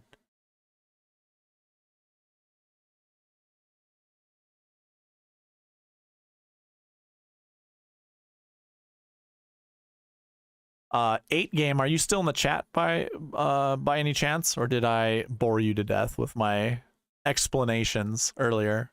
Or maybe not so much bore you. Maybe I disappointed you with my thought process on that. Ryan Henson, I'll get there with you with Kuchar and Todd. I suppose Kuchar and Todd. Here you go. Here's a Kuchar Todd lineup. It includes Corey Connors, Matt Kuchar, Ben Griffin, Brennan Todd, Akshay Bhatia, and Matthew Neesmith. I'm cool with that lineup. Cool, man. I appreciate you sticking around. It's, you know, I say a lot of these things, and a lot of people, I would say, get turned off by it because you hear like the Pat Mayos of the world, the Rick Gaimans of the world, the top DFS industry guys talk about leverage and ownership. And then you've got some other guys out there that are game theory people that swear by game theory. The only way to win is to leverage yourself against the rest of the field. But there's 140 golfers, at least like 132 golfers in the field most of the time. And trying to leverage yourself from someone who is, I think someone was like, well, Ricky's going to be 30% owned this week. I would much rather take a 15% Hideki Matsuyama. You want to know what I wouldn't do? Take a 15% Hideki Matsuyama that has a 70% chance of withdrawing from this tournament. I wouldn't do that. And it's not like we know that for certain, but we have a really good idea. And I'm not going to light my money on fire like that. I would rather have, skin in the game than try to play game theory. So that even applies to someone like, because I think Tyrrell Hatton's going to be pretty highly owned, but like Corey Connors might be one of those guys that doesn't get a lot of ownership. If Corey Connors was 15% and Ricky Fowler's 30, that's still not enough leverage, in my opinion, to even matter. It doesn't matter to me. Like, some people are so enamored by that 30 and 15 number. It's like, well, I'd rather much go to Corey because, like, that's an insane number on Ricky Fowler. Well, I don't know. Does Ricky Fowler have a better chance to win this tournament than Corey Connors? Because that's all that matters to me.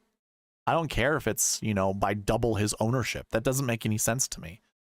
It's an additive game where other people are trying to be multiplicative. And that means you add all the ownership percentages together, and that's going to be your best lineup that you build.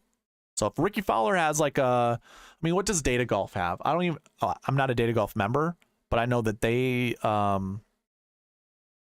include winning percentages or like the chance to win, something like that. And also we could do this by Vegas odds as well. I just don't have the Vegas odds with me. But if he has a better chance to win this tournament, or is implied odds, I don't remember how it works. If it's better than Corey Connors, then you should play Ricky Fowler, especially if you like Ricky Fowler. That's my thought process on it. And I could probably use data to back my claim up. I just feel like I've seen it enough times where it's like, yeah, I'm not going to waste my time. Ryan Henson, we're finding you some Kuchar and Brendan Todd lineups without even trying. It just includes Corey Connors. You got to put Corey Connors together with these lineups. Like that lineup. I'm going to go ahead and get rid of Akshay Bhatia because he's going to show up a ton. And I'm sure that's probably going to introduce Will Gore or Ben Taylor. Oh, ownership. I got to remember to delete that last lineup. This one's good though. Dietrich, Gordon, Ben Taylor, and Adam Schenk. I like that. 2 AKs? Sure, I can do that. I'm actually going to save that one too.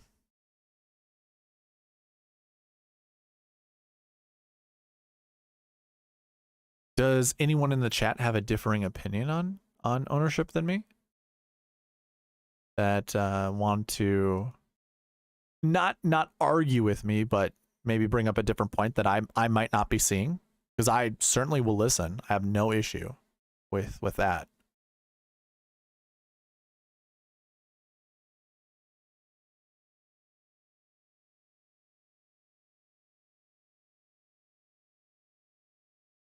Okay.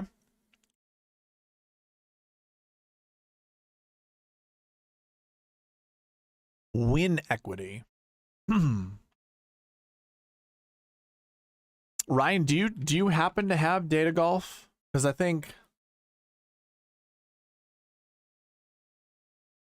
don't know where to find it, but I think there's a percentage to win. I found it.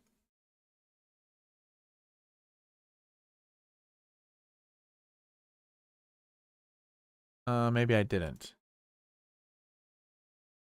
Yeah, I did. Full predictions. Tyrrell Hatton, 6.4% win percentage. Siwoo Kim at 4.0. Hideki Matsuyama at 3.4. Kuchar at 3.1. And Montgomery at 3.1. And I'm not a member, so I don't get to see the rest of the pre-tournament predictions. That's their baseline plus course history plus course fit. So I don't know. I don't know who does it better. I don't know.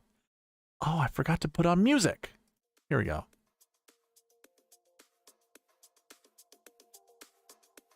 Let me know if the music's too loud, by the way. Yeah, I don't know if that's, you know, all that great to use.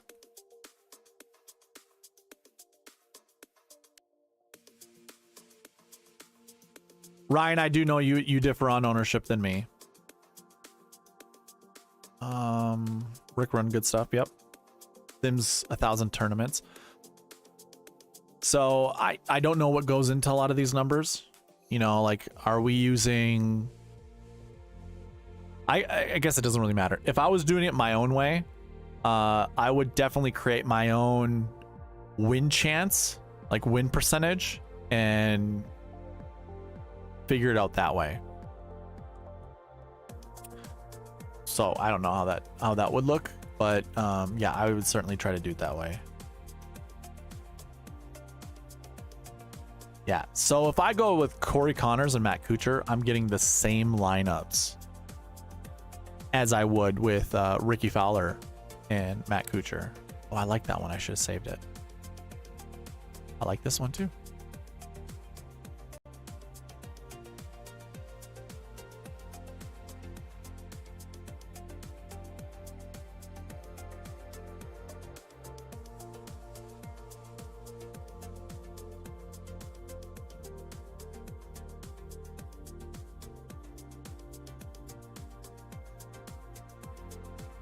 Eight game, going back to what you just said, I don't care about ownership on week long. I'm just looking for 6-6. That being said, I do fade players for Showdown. Yeah, I think Showdown, like fading players on Showdown actually is a smart idea. I think Degenerate 75 does a really good job of doing that. And I only think that works out currently because no one is sharp enough to figure out how to do Showdown outside of ownership.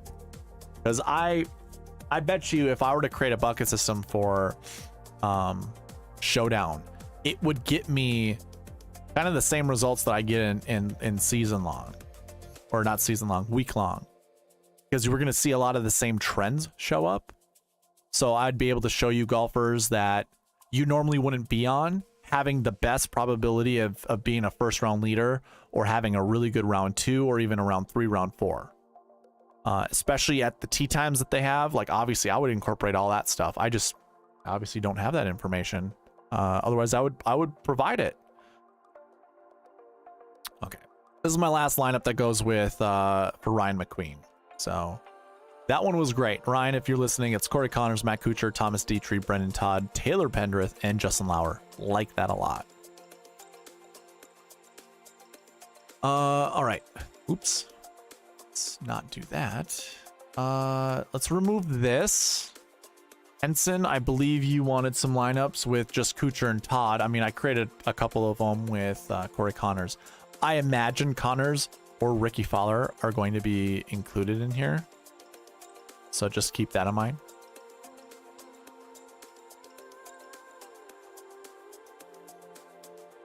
Kuchar, Griffin, Dietrich, Todd, Pendrith, and Sam Ryder. That's a good lineup.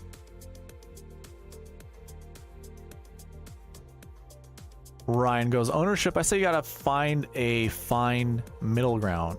Like last week, Corrales, I put Wyndham in my 20 max core, but my single bullet, I faded him. But with the fade, I hit Matt Wallace. Yeah? I mean...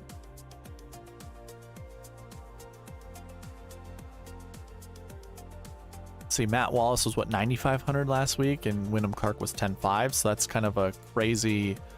you know, like pivot. I don't think that's what you're saying. I don't think you're saying you're pivoting from Wyndham to Matt Wallace. You created a different lineup that had Matt Wallace in it. And that's the thing too, like, so I think Drew Matthews, when he won the Masters tournament, when he won the Millie Maker for the Masters, he kind of did the core cascading method, and one of his core players was around Patrick Reed's price, and that's how he got to Patrick Reed. That's just chance. That isn't like I wouldn't say that's a sound I don't think that's a sound strategy unless you know that the 3 golfers around, or the 2 golfers, 3 or the 2 or 4 golfers that are around your core player ends up being a good player. I'm just saying I went more balanced on my single bullet. Oh, perfect. Yeah. And I mean, like single bullets, that's perfect. Well, I don't know if that's perfect, but I mean, it obviously it worked out for you. Anyways, what I was getting at is like that, you know, you can get pretty lucky in changing some things up based off of your core, but you obviously probably put a little bit more thought into it than just kind of randomly selecting players based off of pivoting. Okay. Matt Kuchar, Ben Griffin, Thomas Dietrich, Brennan Todd, Taylor Pendrith, Sam Ryder. How do you like that lineup? I like that lineup a lot, especially for a very balanced build. This is pretty good. I like that one. I like it so much, I'm keeping it. We can share though. That's fine. I might just go really aggressive this week. I'm liking a lot of these like Kuchar lineups, and I feel pretty confident playing Matt Kuchar this week. So Nick Taylor gets replaced, or he replaces, who was that? Ben Griffin? Who did I just save? Sam Ryder. So Nick Taylor replaces Sam Ryder. I think that's fine. Should really put all these lineups or my exposures to 100% so I don't have to keep doing this. This is probably a little annoying.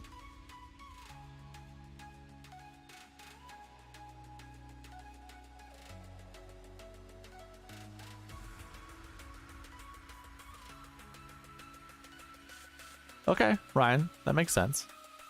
That works for me. It obviously works for you, so that's all that matters. All that matters. Kuchar, Griffin, Dietrich, Todd, Pendrith, Buckley. These are names we've already seen before, but instead of having like Honors or Ricky Fowler to go with these names, we get Ben Griffin and then like another 7 or 8K golfer. I love it.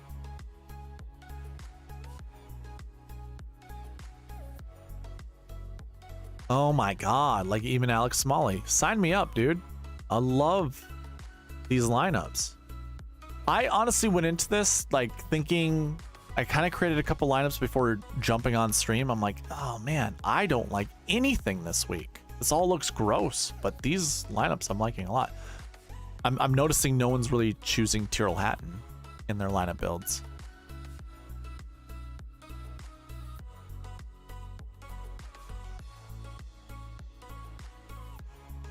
Ooh, Taylor Montgomery. Okay. I mean, that's different. I don't have a lot of Montgomery lineups. I'm going to save that one.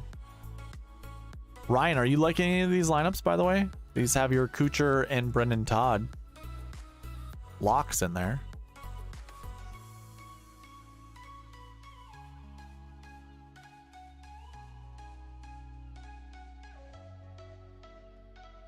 Kuchar, Griffin, Todd, Pendrith, Putnam, and Adam Schenk. Ooh. Hey, I'm cool with that. So Ryan says Hatton is hurt. I'm full fade. Yep, I don't mind that. I wouldn't disagree. I think what I had said in my preview video was just like Hideki. Hideki is, you know, we all think he's injured. I'm going to limit my exposures on which contests I put him in. So like Hideki can be in the dime time all day, every day. I don't mind losing $2 on, say, 20 lineups of Hideki. Maybe I skip that, or I cut that in half and just put 10 lineups in the dime time with Hideki and 10 lineups in the dime time with Tyrrell Hatton.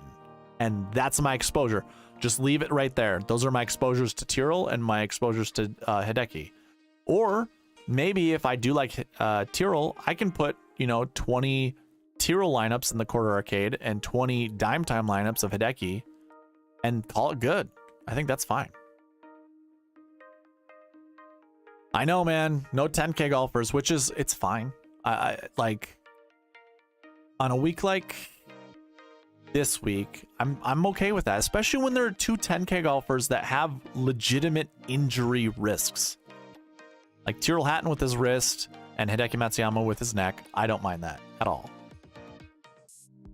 Like, what I mean by that is I don't mind not playing a 10K golfer where I typically do want to play a 10K golfer. Everyone knows that. I usually do that 10-9-8, 7-7-6 method, and I don't know about this week.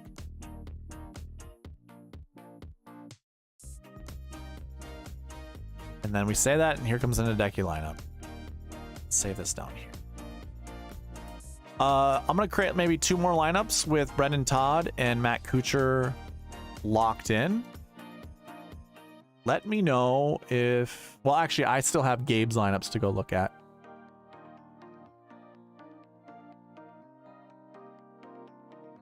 I like this one. I like this one a lot. For those that aren't watching, it's Taylor Montgomery, Matt Kuchar, Ben Griffin, Brendan Todd, Will Gordon, and Joseph Bramlett.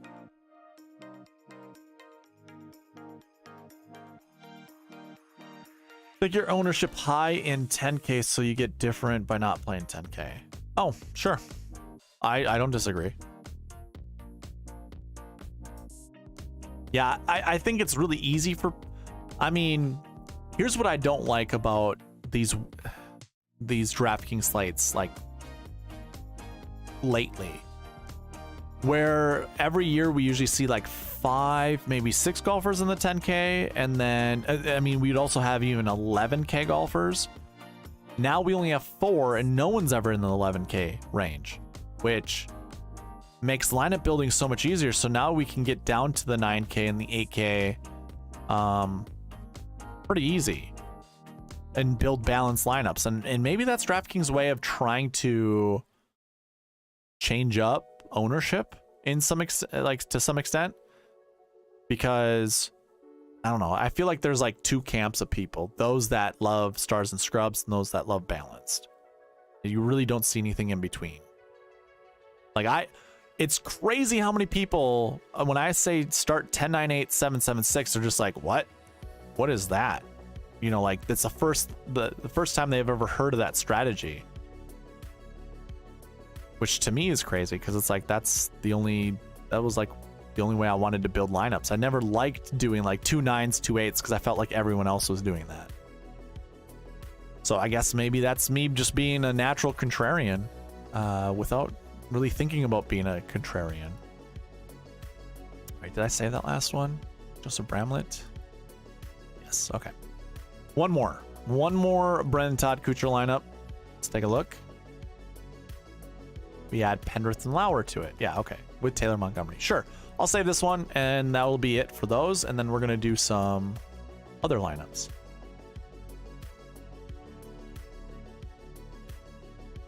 Well, I honestly don't agree. 10-9-8, 7-7-6. There were weeks where I heard, like, Chad Eckert talk about, oh, I don't want to touch the 6K range. Same goes with Josh Bennett, you know, the fantasy golf guys. Can't do 6K range. Even sometimes, like, I don't listen to a lot of, I mean, I think I've missed the last 5 Pat Mayo shows, and this week was the first time I caught a Rick Run Good show in a long time. So I don't really listen to the top guys anymore, but there are times where I've listened to them, or I have heard from other people like, it's impossible to do 6K this week. And it's like, how? There's like a lot of good golfers in the 6K range. It just, you know, like Lauer, in my opinion, I've been talking about him quite a bit. I think he's a great 6K play this week. I think I could easily get there with him. Same with Matthew Neesmith. He hasn't been showing much, lately, but I know he's going to turn it around eventually. You have your Ryan Gerard, who just played not too shabby not too long ago. He's also down here.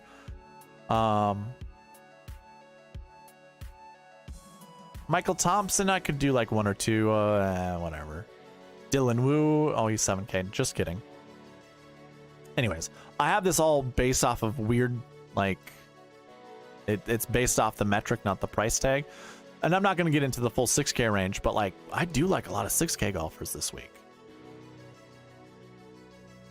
And by a lot, I mean like 5, a handful.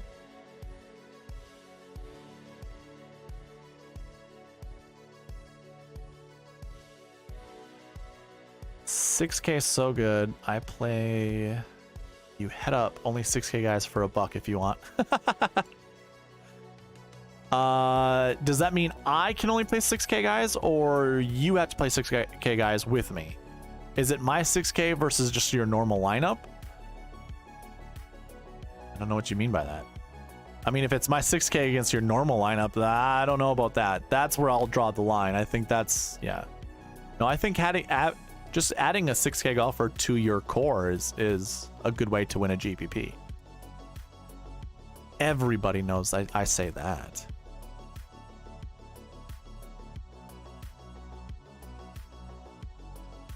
Oh, both of us 6K guys?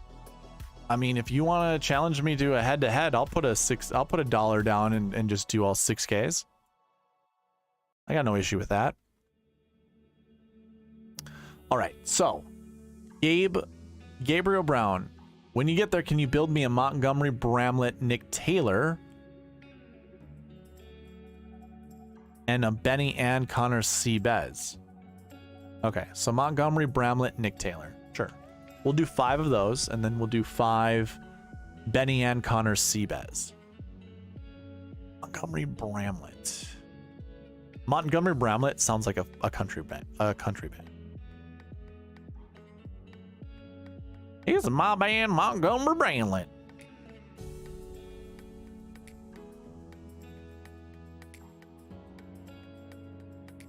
And Nick Taylor. Already forgot. Terrible short tournament. Everything works out with the marquee tee times. Perfect. First lineup: Montgomery, Ben Griffin, Thomas Dietrich, Brendan Todd, Nick Taylor, Joseph Bramlett. Solid. I'm gonna go ahead and get rid of Brendan Todd. A lot of Dietrich showing up. I probably should cross off Dietrich here and there. Next lineup: Montgomery, Chris Kirk, Ben Griffin, Ben Taylor, Nick Taylor, Joseph Bramlett. So we got our Ben and Taylors there once again. Kind of like that lineup. I'm going to save that one. That's a weird one. I like it. Actually, you know what? I'm not going to save it here. Save it down here. We'll figure out where to put it.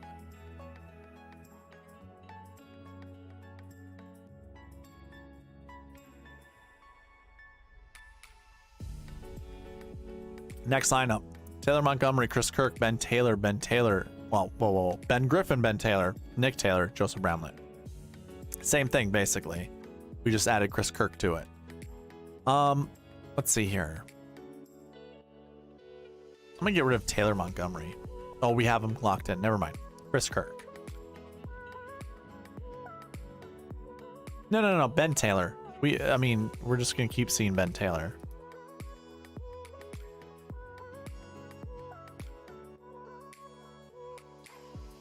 Montgomery, Griffin, Dietrich, Ryder, Nick Taylor, and Joseph Bramlett. I like that one. That one's a good one.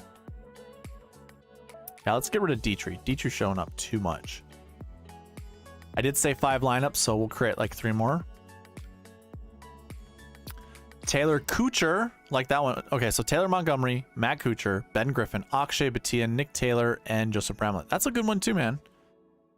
Let me get rid of Akshay though.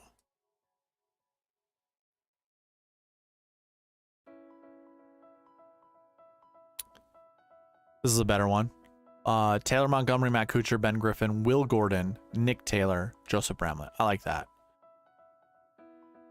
So Ben Griffin showing up a bunch. Let's go ahead and remove Ben Griffin and see if we can change it up.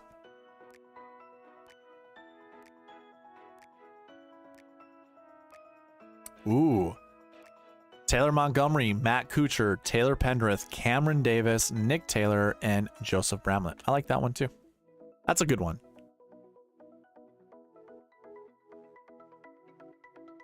Sure. 998-777. Sure. So there's 5 lineups there. Let me go ahead and look at the next combination of golfers you want me to do. Benny and Corey Connors and Seabez. Corey Connors, Seabez. And Byung-Hun An, where are you at, buddy?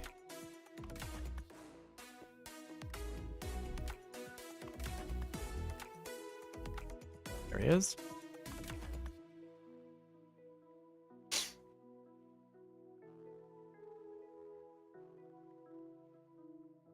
Corey Connors, Thomas Dietrich, Brendan Todd, Benny Ann, Christian Bezainhout, and Troy Mullinax. Not bad. Not great. I'm okay with it. Connors, Dietrich, Todd, Benny Ann, Christian Bezainhout, and Nick Taylor. Hey, that's not terrible. You get to add Nick Taylor to your lineup like you did in the last one. If I see Brendan Todd again, I'm going to remove him. I don't have to. Corey Connors, Dietrich, Taylor Pendrith, Benny Ann, Christian Bezainhout, and Sam Ryder. I like that lineup a lot.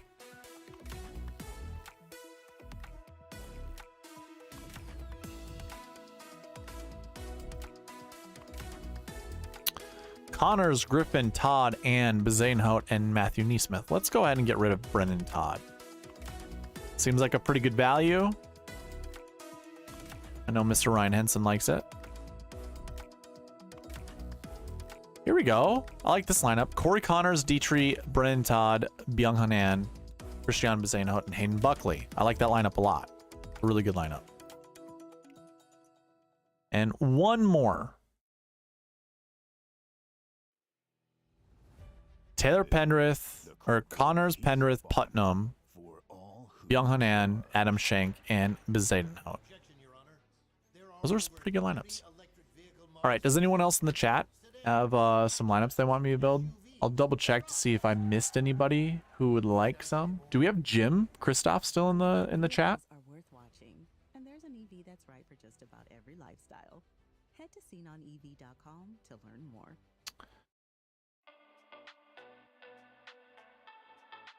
So we did Chad's Montgomery Riley start. He also said like Smalley, Putnam, Ryder, Gordon. He named everybody basically. We did Kim and Kuchar, Siwoo Kim and Matt Kuchar.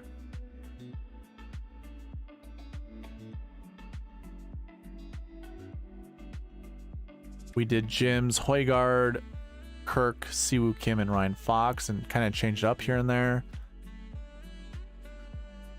We already did Joanne's Siwoo Kim and Chris Kirk.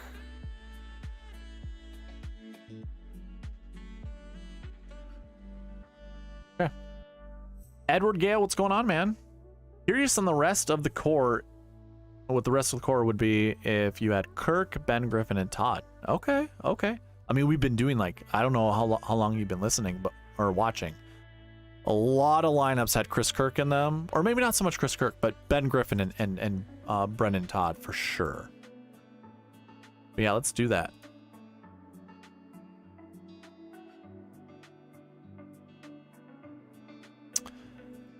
Starts out with Taylor Montgomery, Chris Kirk, Ben Griffin, Brendan Todd, Ben Taylor, and Trey Mullinax. I am also doing really good, Edward. Thank you for asking. Let me know as I go through this if there are golfers you want to continue to see being built. You know, let me know if I accidentally cross them out, and if there are some golfers that continue to show up, let me know to cross them out as well.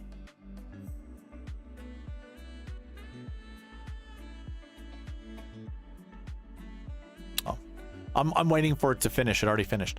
Taylor Montgomery, Chris Kirk, Ben Griffin, Brendan Todd, Taylor Pendrith, Justin Lauer. I like that lineup. I am off Taylor this week. Which Taylor? Are we talking about Taylor Montgomery? Because like there's like 7 Taylors in this in this field, just depending on last name or first name. Taylor Pendrith, Taylor Montgomery, Ben Taylor, Nick Taylor, Ben Martin. Oh, that's a Ben, not a Taylor. Yeah, let me know which Taylor it is that you want to cross off. Here's an interesting lineup. 2 9Ks and 8K. Okay, let's take Montgomery off. I'm cool with that too, man. I have no issue with that. That'll also help us kind of differentiate our lineups. So Ben Taylor's going to show up a lot. Let me know if you want me to kick him off. $6,900. think he had it. He was battling an injury, but we can figure that out.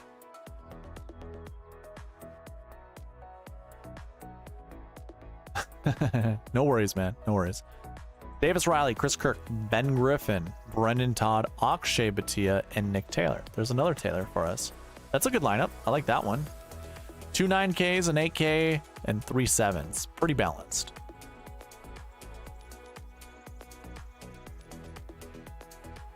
Chris Kirk, Ben Griffin, Brendan Todd, Taylor Pendrith, Andrew Putnam, and Adam Schenk. I like that lineup.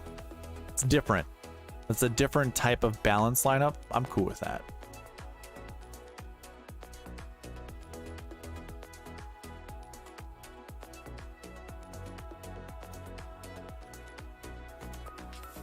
Chris Kirk, Ben Griffin, Brendan Todd, Taylor Pendrith, Andrew Putnam, and Matt Wallace. You do like Nick Taylor this week? That's okay. Looks like Chris Kirk ends up being a golfer that your lineup wants to get to. Oh, never mind. You locked him in. I forgot about that. You also have Ben Griffin and Brendan Todd. So the 3 guys right here. So, okay. I mean, this is a decent lineup.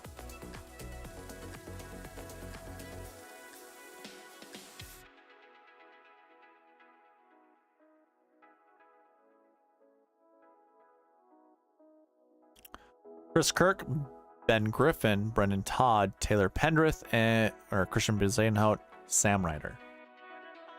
By the way, this whole music thing, I haven't been paying attention. So if you've had to go through some commercials, I am so sorry. Sorry if I missed. What are your thoughts on Siwoo? I think Siwoo is a great play this week. I have no issue with Siwoo, actually. We created some pretty decent Siwoo lineups earlier today. He fits in pretty well. Like if you add him and like Matt Kuchar together, basically can build any lineup. We didn't like do Ricky Fowler, Corey Connor. We didn't do anyone in the 10K range to go with Siwoo Kim. So maybe I'll do that when there are no lineups to create or no one has combinations for me to do.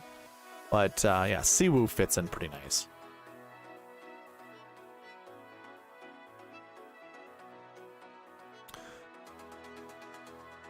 Chris Kirk, Ben Griffin, Brendan Todd, Andrew Putnam, Christian Bezuidenhout, and Aiden Buckley. That's not terrible. I'm not a huge Bez fan this week, but I guess it's not, I mean, it's not terrible. It's a really good balanced lineup. Not a huge fan of balanced, but I mean, I guess if there's a week to do it, this would be a pretty good week. I like Hayden Buckley way more than I like Bez.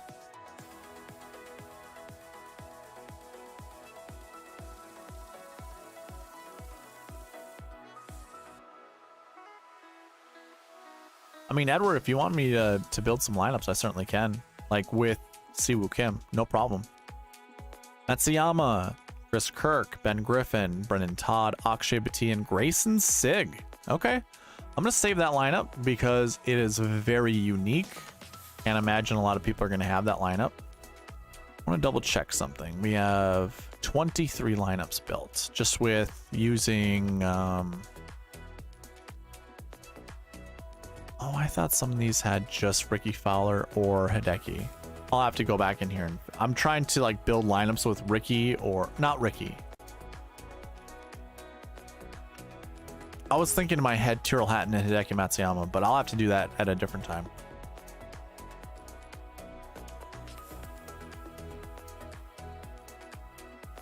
Chris Kirk, Ben Griffin, Brendan Todd, Will Gordon, Hayden Buckley, and Alex Noren. Not terrible. Not a huge Noren fan this week, but I guess this is a better time than any other to put him in. Here we go. Kirk, Griffin, Brendan Todd, Andrew Putnam, Ryan Fox, and Joseph Bramlett. That's not terrible.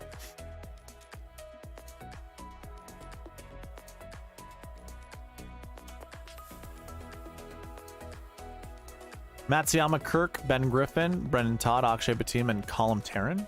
That's pretty good. I can get down behind this one.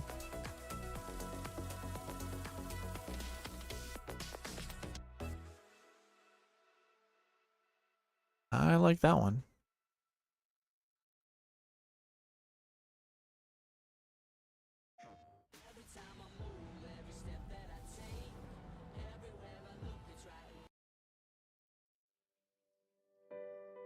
Chris Kirk, Ben Griffin, Brendan Todd, Ryan Fox, Sepp Straka, and Hayden Buckley. Okay. Those are pretty decent lineups. I think what I'll do is probably... Oh, man. I would rather cross out Sepp Straka than Hayden Buckley, but... maybe build a couple more. Kirk, Griffin, Todd, Putnam, Fox, Duncan. It's not terrible. Matsuyama, Chris Kirk, Ben Griffin, Brendan Todd, Will Gordon, and Matthias Schmidt. I can get behind that one. This helps me build my Hideki lineups. Like, I'm not a huge Hideki fan this week because of his injury risk, but that's not terrible.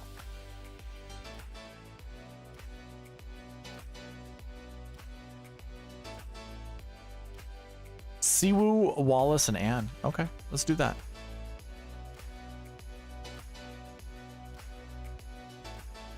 Siwoo Kim, Matt Wallace.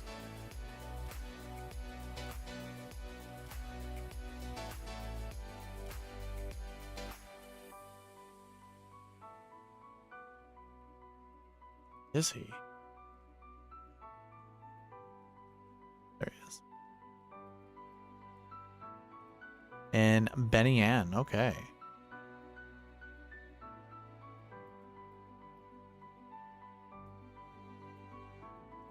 Ooh, I need to delete the lineup that's already saved. But without that, we have Siwoo Kim, Thomas Dejri, Taylor Pendrith, Andrew Putnam, Benny Ann, and Matt Wallace. I like that lineup a lot, by the way. Let's see if it changes if I delete that last lineup. Nope. This is a pretty good lineup. I'm not a huge fan of Brendan Todd, so I'm going to remove him. I think he was in your last one. Siwoo Kim, Ben Griffin, Taylor Pendrith, Andrew Putnam, Benny Ann, and Matt Wallace. Pretty solid. We get to add Griffin, who was in your previous one. Let's go ahead and remove Putnam.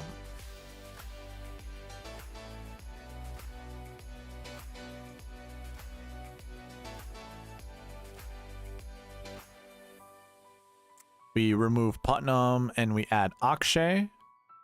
Anything? Oh, and Matt Kuchar. We add Matt Kuchar. So Siwoo Kim, Matt Kuchar, Taylor Pendrith, Akshay Bhatia, Benny Ann, and Matt Wallace. I kind of like that lineup. It's different.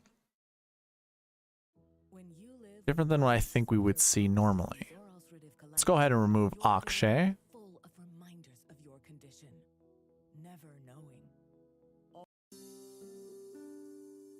There are a lot of commercials, so I apologize for you that, or for those that have stayed and watched throughout all of it. Ugh, I would be annoyed. You didn't have all these commercials before. I wonder what happened. Like, I had like a perk that came with the channel where I didn't have to listen to commercials on other videos. Siwoo Kim, Dietrich, Taylor Pendrith, Benny Ann, Sam Ryder, and Matt Wallace. That's a pretty good lineup.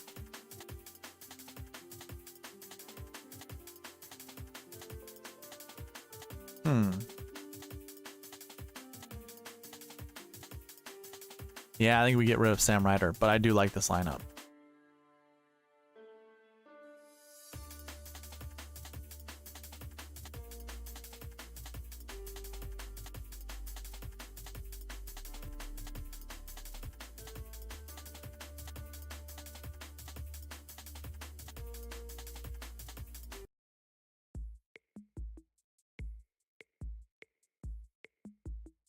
Siwoo Kim, Ben Griffin, Taylor Pendrith, Young Hanan, Nick Taylor, and Matt Wallace. That's a good one. I like that lineup too.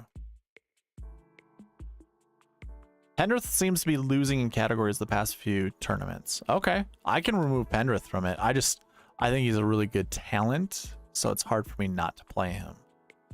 But I do see he's in most of my lineups that I've saved. So I gotta watch out. That's too much ownership. There's a lot of good lineups that have Pendrith in it. I'm just looking, like, everything has Taylor Pendrith. You've pointed out something to me that I need to make sure I fix. I don't want to save all these Pendrith lineups and not realize I have so much.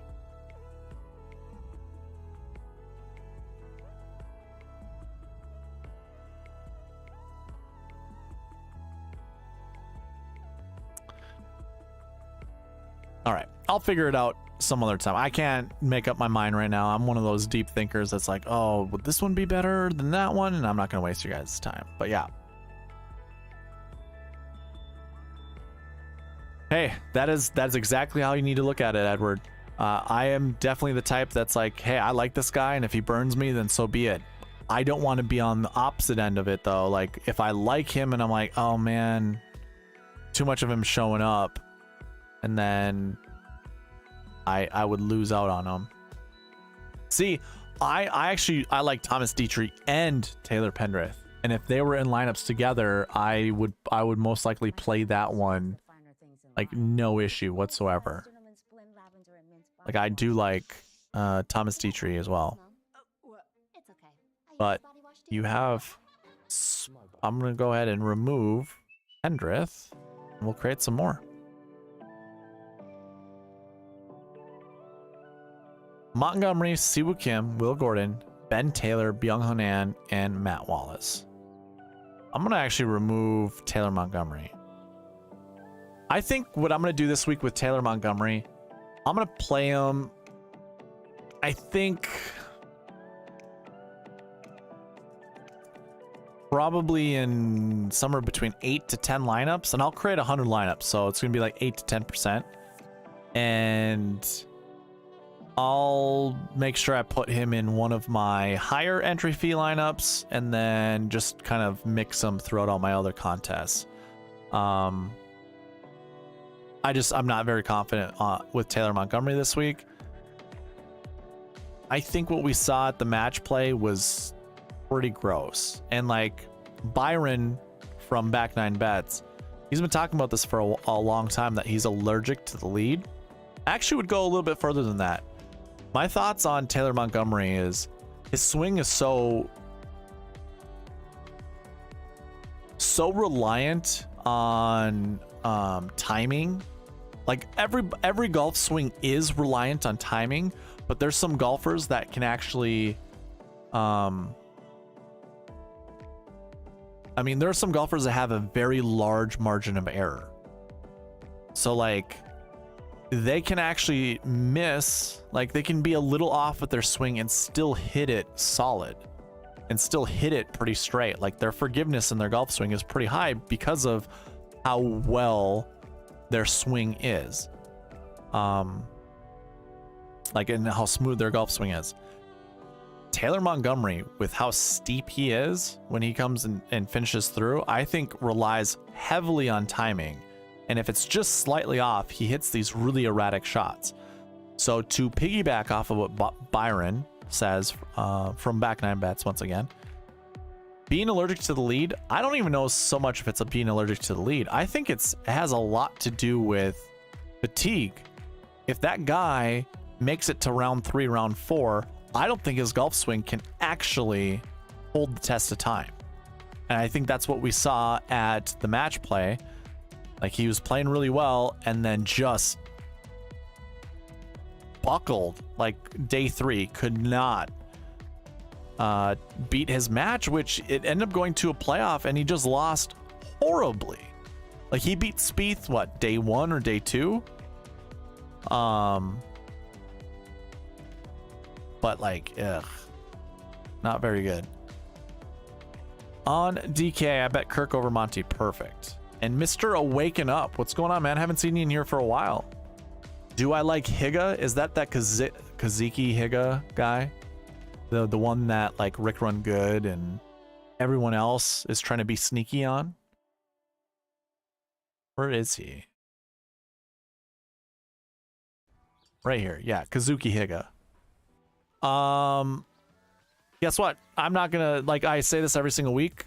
Don't fall in love with the 6K golfer. They're in the 6K range for a reason. He's 84th in my model, which is pretty good.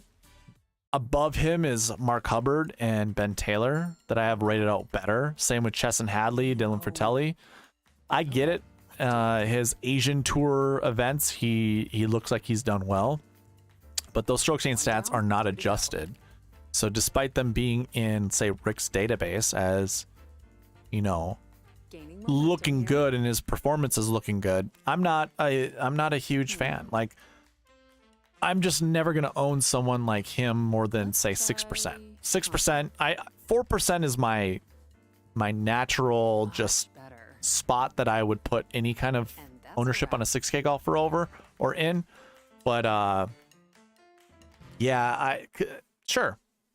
If you, let's say this, you had $20 to spend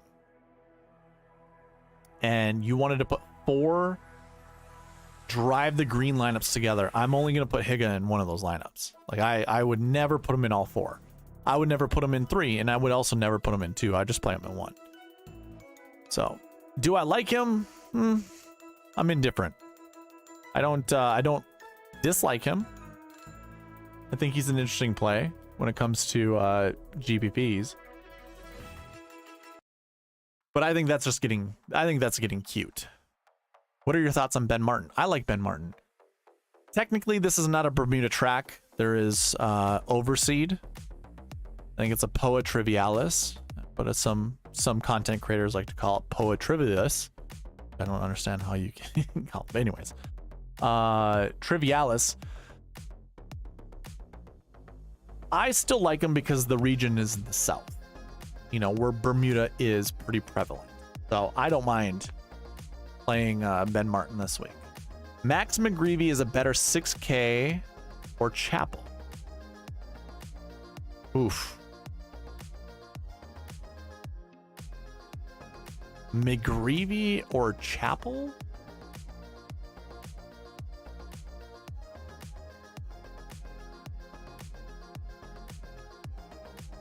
So you want to know who's better?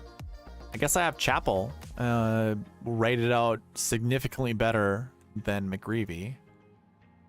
Both have morning tee time. Oh no, one's in the AM, one's in the PM. I would actually favor the PM golfer just for using tee time stacks. McGreevy is 100 on. All right. Chapel with the top 20 finish last year. That's pretty good. And a top 20 finish at the Corrales Punta Cana. Okay. Yeah, I guess someone coming in with pretty good recent, you know, like recent form. I like that. Averaging 84 points in the last 2, whenever he played last 2 events. Looks like 2 events, yeah. 7 rounds under 7. Yeah, dude, I would go Chapel over McGreevy.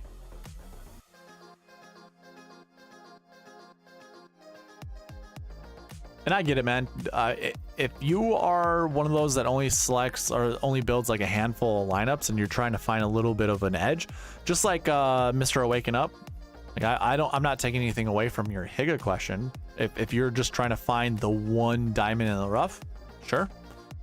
Same goes with McGreevy or Chapel. Like I've got no issue with that. To me, I think the 6K range is just like a dart throw.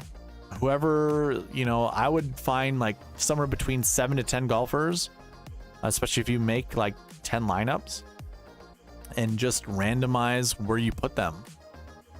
You know, find a good core of 4 or 5, maybe even 3, and then just slot those 6K golfers in whenever you can. I think that's fine. I have no issue with that whatsoever. Or I don't find an issue with that at all. Okay. Let's see. I think we got throughout all of the combinations so far. I think what I'll do is actually remove Ben Taylor from this one and maybe build 1 or 2 more.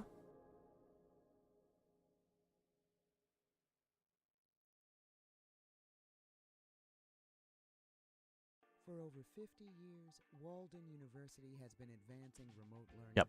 We got through all the combinations. Engaging, and most of Max is a really long shot. Yeah. I agree. Very. Ooh, I like this lineup. Siwoo Kim, Matt Kuchar, Will Gordon, Ben An, Seung Hun Kim or SH Kim, and Matt Wallace. Yeah, I like that lineup a lot. Save it.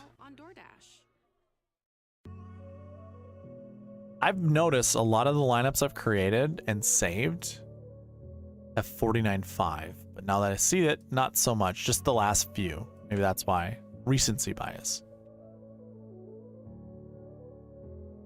Okay. Go ahead, put some more lineup combinations in the chat. What I am going to do is put some. What was I just talking about? What we haven't seen.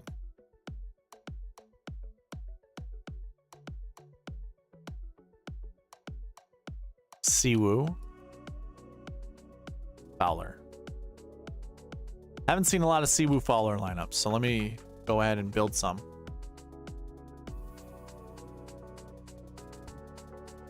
And the first lineup I absolutely love.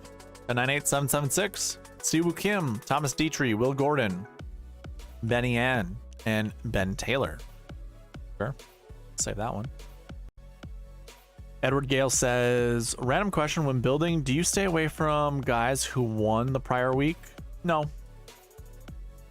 Because, I mean, it's 6 golfers in a lineup, right? And I am trying to find all 6 of my golfers to be inside the top 10. And there have been weeks where, or years where the winner has finished inside the top 10 the next year. Let's see if I can find anything for this last tournament to support that case. Oh, the week before, my bad. Yeah, so like Brendan Grace at the RBC Heritage, he won the week before, top 10.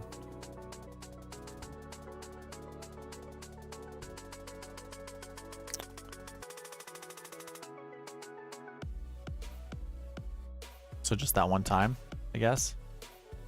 Just for this event. I don't have all the events in front of me, but I mean, so let's say I have 2013 to 2013 or 2023, and we were missing 2020 because of COVID. That they didn't play then. So we have 9 events. In one of those events, we did have a winner the week before, finished inside the top 10.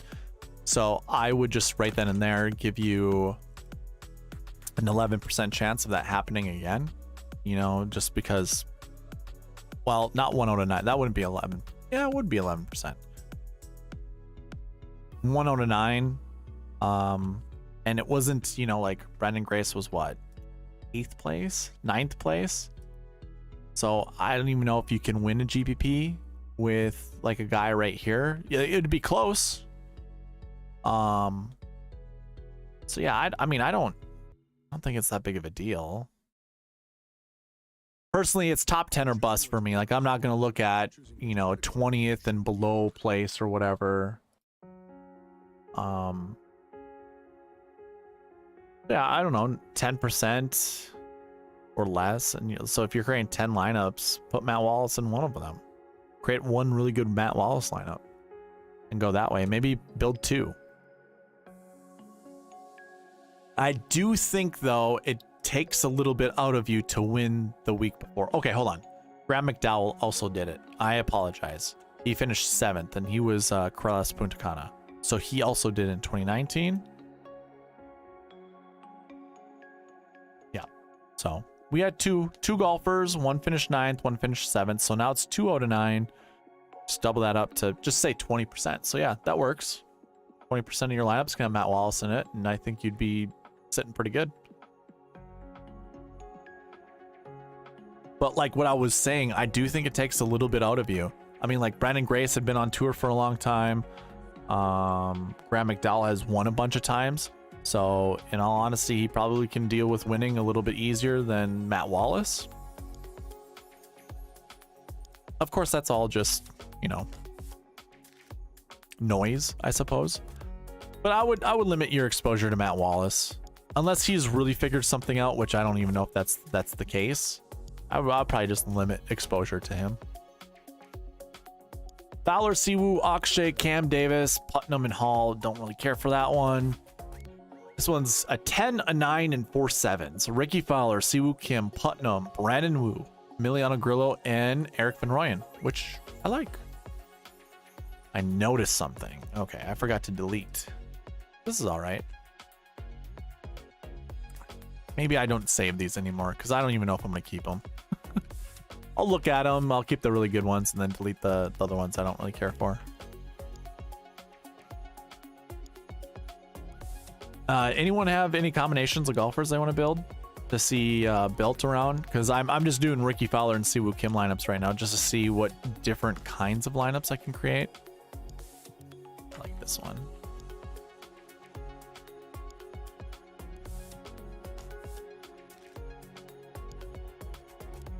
Let me know.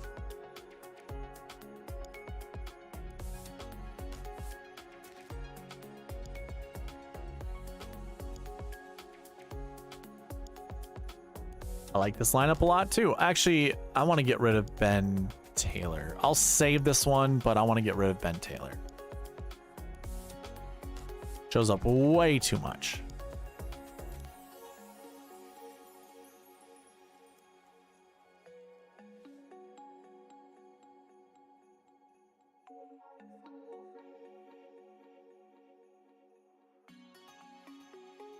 Don't care for that one. Fowler, Siwoo, Dietrich, Batia, Gordon, Lashley. This one's interesting. Batia's showing up a lot. So Fowler, Kim, Dietrich, Batia, Wu, Hadley. I think we get rid of... Some days, you just need it. It can be a memory. You know what I think I'm going to do? Or a feeling. I am going to... Comfort. It all starts with snow. build a playlist. I'm gonna copy. I'm just gonna copy the soundtrack of these copyright free music and just have it on one long loop. That way we don't have to listen to these stupid commercials.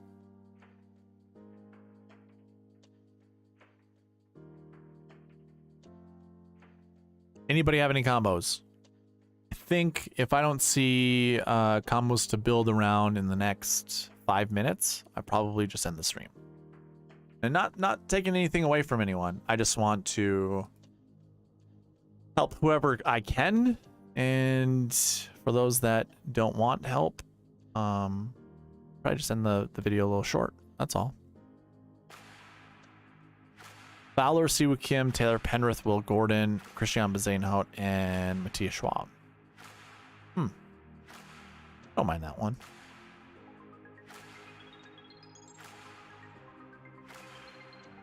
Actually, I think I'm going to do a hard cutoff in 7 minutes or 6 minutes. So at 10 p.m. my time. So that's within the next 6 minutes.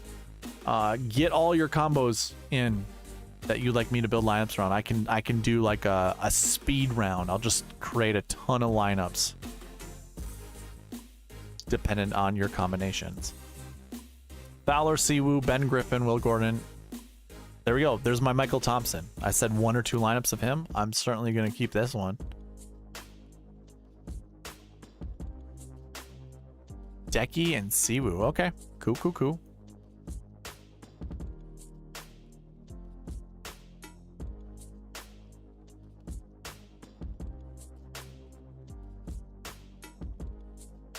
Gonna fly through. You let me know if you don't like certain lineups. Decky, Siwoo, Dietrich, Batia, Will Gordon, Ben Taylor. Solid lineup. Love that. Decky, Siwoo, Todd, Penrith, Batia, Gordon. I don't mind that one either. Penrith obviously showing up a bunch.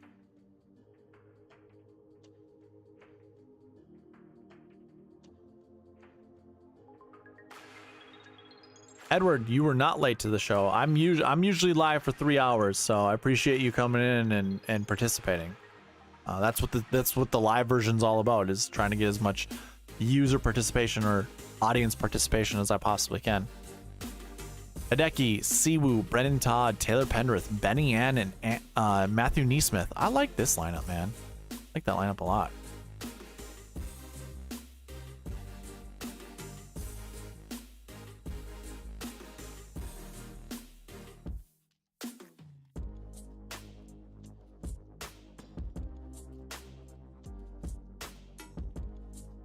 Matsuyama, Siwoo, Dietrich, Todd, Batia, and Lauer. So we're seeing a lot of Dietrich, Todd, and Batia. Do you want me to take anyone out, Alex? Certainly can.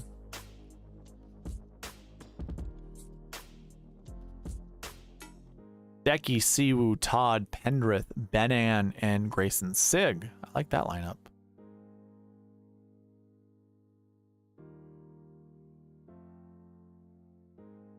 Siwoo, Matsuyama, Todd, Batia, Benan, and Brandon Wu.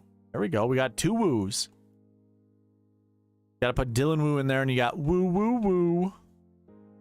You know what that is a reference to. I will do something. No matter who you are, being All right, yourself I'll is take out enough when you Dietrich. have severe asthma. Triggers can pop up out of nowhere, causing inflammation that can lead to asthma attacks. But no matter what type of severe asthma you have, Decky, Siwoo, Todd, Batia, Benian, and Emiliano Grillo. Okay, so it just kind of replaced certain golfers.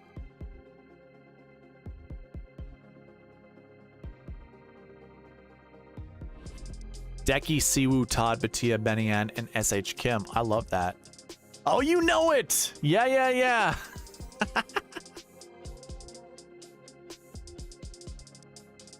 You know it. Woo, woo, woo. Well, hold on.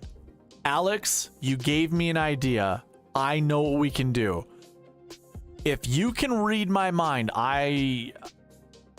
we'll figure something. You'll get a free membership to the website I create. What do you think I'm thinking of? Just put it all together. No pressure, but honestly, I'll hold my word here. If you know what I'm talking about, I'm gonna create a lineup. I want you to think about what I would do based off of your response.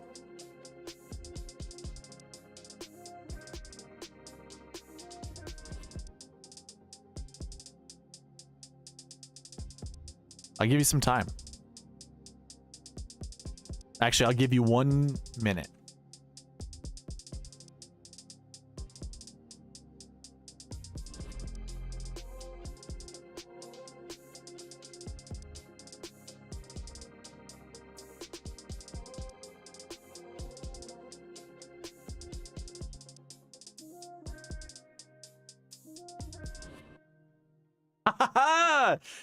Yes, you got it, man. And I'm also gonna try to find a Zach. Sam. All right, Alex. Whenever the website gets up and running, man, you got a free membership on me, man. I'll give you did I say a year? We'll see. Well, I'll see how generous I am. Maybe I'll give you a year, maybe I'll give you a month, but you're getting a free membership one way or the other. Let's see here. We're gonna save you money one way or another. So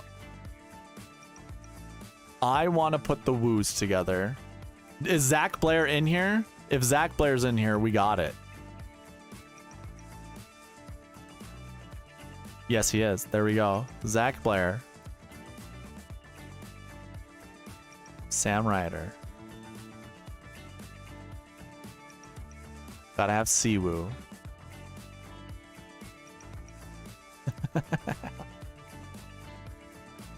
You made my day. That's the best. And then our boy Dylan Wu has to be on here. There he is. Look at that, dude. Look at that. Hopefully does it conflict with anything? No, it does not. Come on, work for us, bucket system. We can build the lineup, but just barely. Woo, woo, woo. You know it. Mic drop. Boom. That is so stupid. And it fits. Like 49.4 is fine. That's out of the salary range. The buckets didn't hate it. This is by far my most favorite lineup I've ever built ever. I hope it fucking works. And I apologize for I usually don't swear, but that is hilarious. That, I mean, it's 10 o'clock. That was the last lineup to build. That's it right there.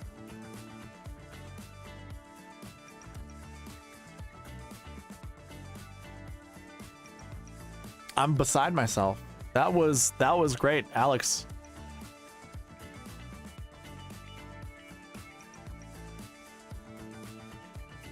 Throw it in the $20.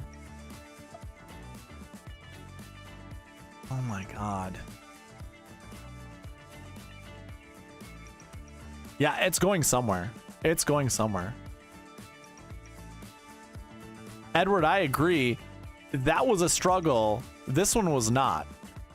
And I even had a okay, I lied. I'm sorry, the magic has lost its luster because last year buckets, they work. Because this is what it chooses, right? So 2, it chose 2, we want 1. Chose 3 here, it did 2. Last week 6s, we could build a whole lineup with last week 6s. Perfect. Course history 2s, this is perfect. It all, or course histories, it all worked out. 1, 1, 1, 1, 2. We wanted at least 1. Here's where it fails. It chose 5 recent form 2 golfers when the max was 2. And then we wanted 3 recent form 3 golfers and we only have 1. This is where it fails, recent form buckets. So it doesn't follow the bucket system, but we're still gonna put it in a lineup. Shot like Harden, did you just witness the magic that happened despite it not fitting the bucket system, which is fine. It's fine. We're gonna roll without it. It's okay. Because it matches every other bucket. But did you just witness magic with the rest of us? Even four Marquee Tea Time guys. So Alex McCullough wanted me to build a Decky and Siwoo lineup. So we got to one that had Brandon Wu in there. Can you figure out, I mean, I'm sure you might rewind, but can you figure out what this lineup means?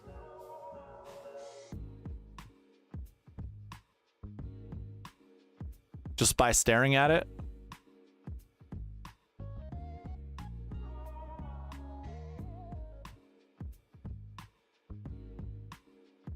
And by the way, Shylock Harden, it's nice to see you. You made it, but I'm logging off. I gave people till 10 o'clock. I've been live for 3 hours. It's time for me to bid adieu. But anyways, before that, the magic of this lineup. Brandon Wu showed up, and then there was Siwoo. And I was like, oh, we just need another Wu to make the woo lineup. And I asked anyone in chat if they know what that reference is to, and Mr. Alex McCullough got it. You know where? Zack Ryder, WWE. That was his catchphrase. Woo, woo, woo. You know it. So that's why if you see the chat, I don't know if you can see the chat, but right above you, Alex McCullough. I asked him, I said, Alex, I will give you, I think I said a free year's worth or free membership to my website once I build it, if you know what I'm going to do next. And he goes, he puts in the chat, Sam Ryder. And I'm like, that's it. It wasn't just Sam Ryder. I wanted to find a Zach Blair, or I wanted to find a Zach in the chat or in the whatever to go along with Sam Ryder. But Ryder was the first name that came to my head, and it's spelt the same way that Zack Ryder spells Ryder.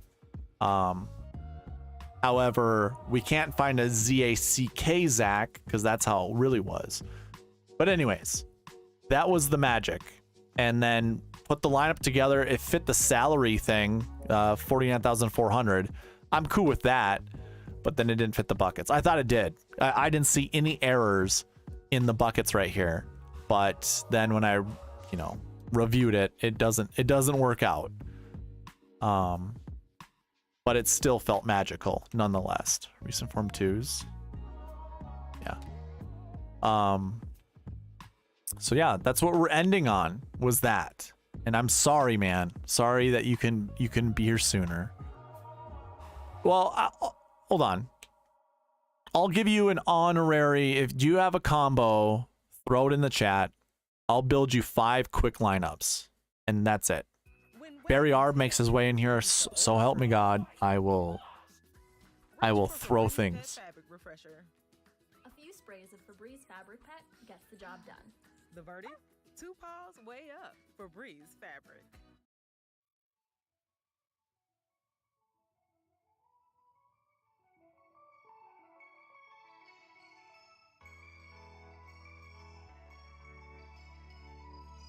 Valor spawn? Yeah, we haven't done any Valor spawn. Okay, you get 5 lineups, my dude.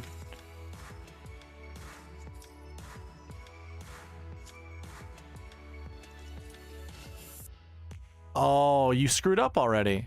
They're in the same marquee tee time. You lose, man. You already lost. Unbelievable. I just don't get how you don't understand this game. What the heck, dude? Here's your 1 Fowler spawn lineup. Ricky Fowler, Dietrich, Todd, Taylor Pendrith, Ben Taylor. Yeah, we see a lot of Pendrith.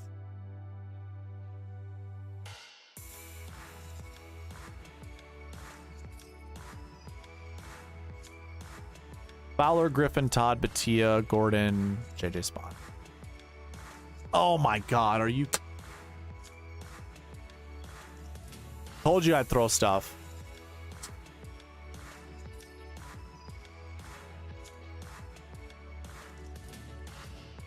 Unbelievable. Barry comes in as I'm trying to close down shop. Barry, I said I'd throw things if you came into the chat. The shot like Harden goes, I made it right at like 10 o'clock. And that's when I told everybody I was going to log off. And I was like, oh, okay, I feel bad. Let me build a couple lineups for a shot like Harden. And I said, if Barry comes into the chat, I'm throwing things.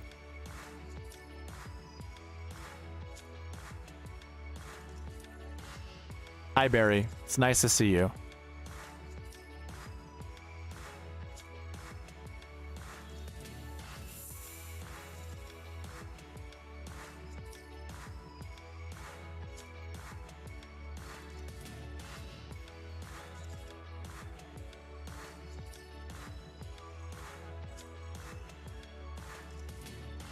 Shot like Harden. I'm building you lineups. I'm not sure if you're seeing them, but yeah.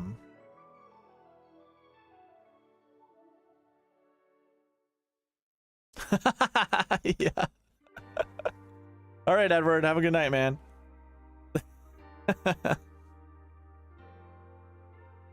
We could have ended it there, and honestly, shot like Harden wouldn't have came in the chat. I would have just ended it. He would have felt real bad about himself, and then Barry would have just been lost. He wouldn't have been here at all. But you know, I'm a nice guy. You know, I wanted to do my due diligence and review. It's like, oh, it doesn't work out. That's a bummer.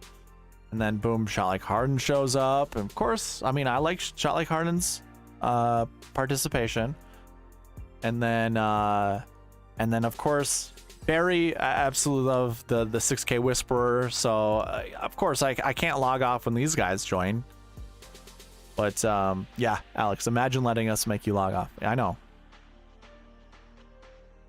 3 hours into, like, again, I was speaking to my mom about this. Like, how do you do these 3 hour long chats? And it's like, because every little segment, someone new comes in and provides, like, you know, more content or more things for me to go over. And here we go at the 3 hour mark. You know, we got to find a third stooge. I mean, we got 2 of 3 stooges here, shot like Harden and Barry. I don't know who the third one's supposed to be. Alex, I don't feel comfortable calling you a stooge, but shot like Harden and Barry, it'd probably be like Gabriel Brown. He'd probably be the third one, honestly. Put you 3 guys together. Maybe it's not him. I don't know. You know what? It's probably Byron. Back 9 bets. For sure. It's got to be him. That's those are the three stooges of SweetSpotDFS.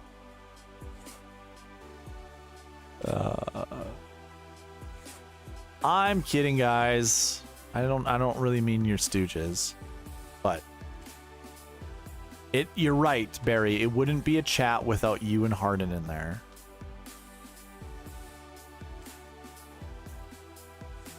Here's a good lineup. Shot. Ricky, Dietrich, Todd, Gordon, Spawn, Benny Ann. I like that one. But yeah, it breaks the sweet spot process because Spawn and Ricky are playing together. So doesn't work out, pal.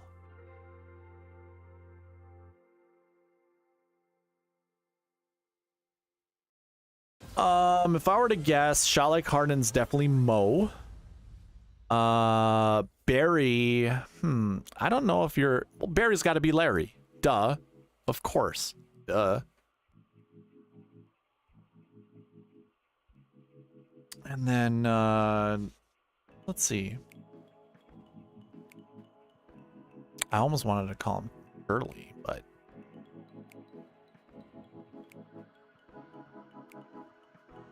It's Mo, Curly, and Larry, isn't it? Those are the three stooges? Mo is, I mean, shot like Harden's definitely Mo. Unless he has curly hair, then he's definitely Curly. But Barry is Larry. There's no getting around that one.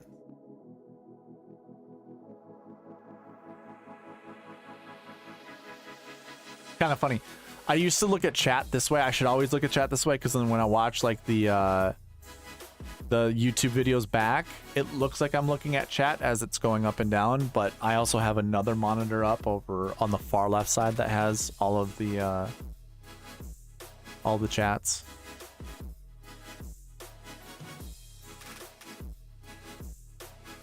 Barry.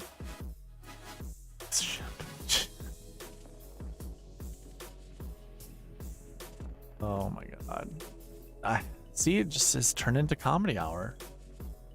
Unbelievable. Unbelievable. Barry, do you have any lineups you'd like me to build? Or combos? Just, I'll build you 5. I'll give you the same courtesy I gave you as I gave Shot Like Harden. I'll do 5.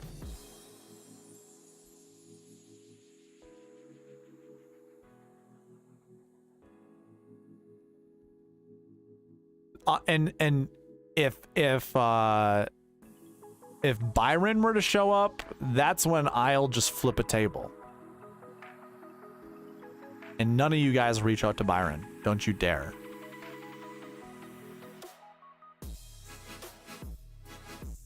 Byron is curly. He's curly. His hair grows out. He's definitely curly. Any thoughts on Neesmith? I like Neesmith, Alex. I like Neesmith. I think Neesmith is a pretty good 6K play. No, don't page Brian or Byron. Don't do it. Decky, Riley, and Cam Davis. Okay. Decky, Riley, Cam Davis.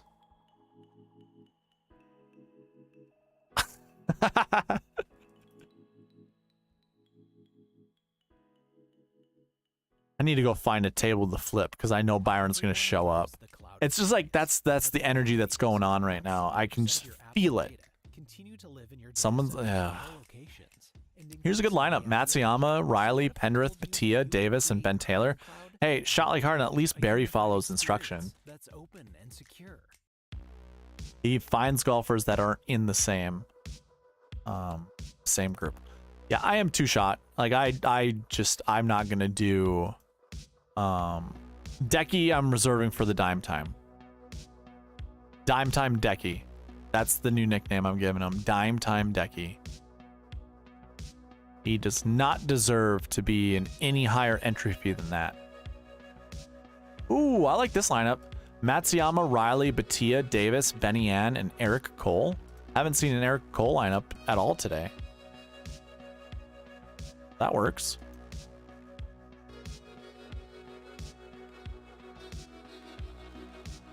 You were just supposed to feel it out, Shot Like Harden. I don't know if Barry did either. He just knew. He just knew. He just knew.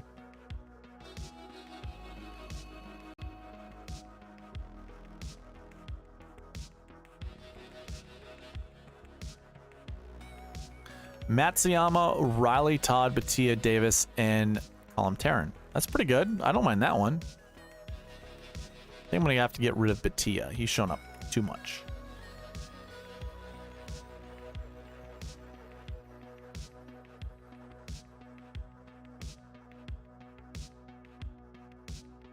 Chess and Hadley. I like Hadley this week. I am not... No way I'm going to Kevin Tway. No way. No way. Matsuyama, Riley, Pendrith, Davis, Benny, and Lauer. Okay, I like that lineup. Lots of Pendrith for me.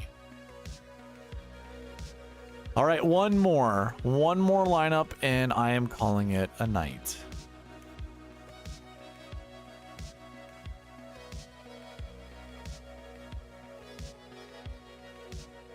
Here we go. Neesmith shows up, so this works. Matsuyama, Riley, Todd, Davis, Matthew Neesmith, and MJ Duffy. I love it. Love it. Cool. All right, gentlemen, do we have anything else to talk about? Any hot pressing items that you want to go over?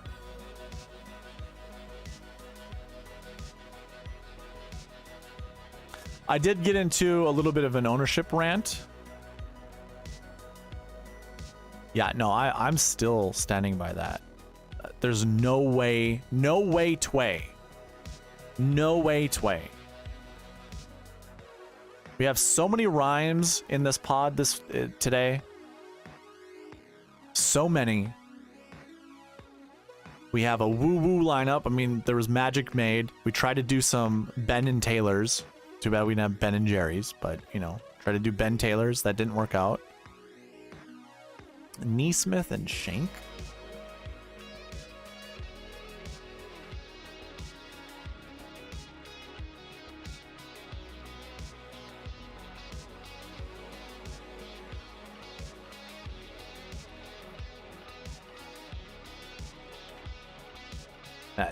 No, there's no way Tway is going to do anything this week. No way. Put my guarantee stamp that with my guarantee. No way.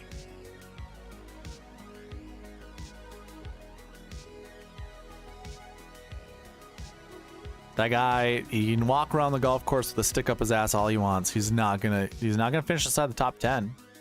No way. Montgomery, Kuchar, Todd, Pendrith, Shank, and Neesmith. There's more Pendrith.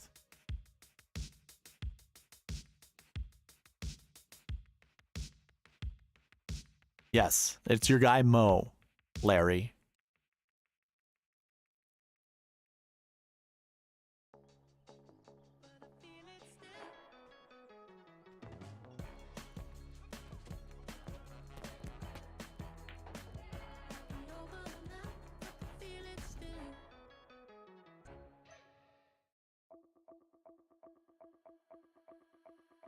Taylor, Montgomery, Siwoo Kim, Brennan Todd, Adam Shank, Sepp Straka, and Matthew Neesmith. We're going to remove Sepp Straka from that one.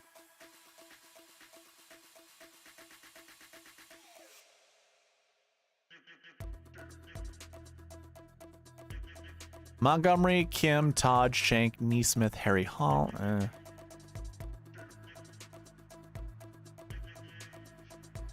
No, he will not. I don't even know if I have him in my top 100. You know what? Oh, he is. Damn it. I was just going to say, if he's in my top 100, I'll give him a shot. I'll give him a shot, like Harden. Whoa. Just kidding. I don't even know if that made sense, but.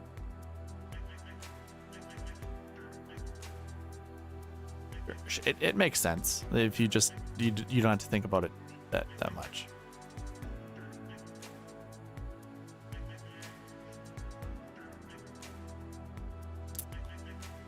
Yeah, no.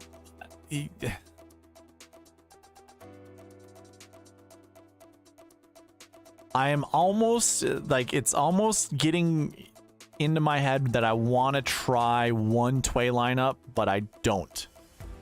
Don't. See yourself out.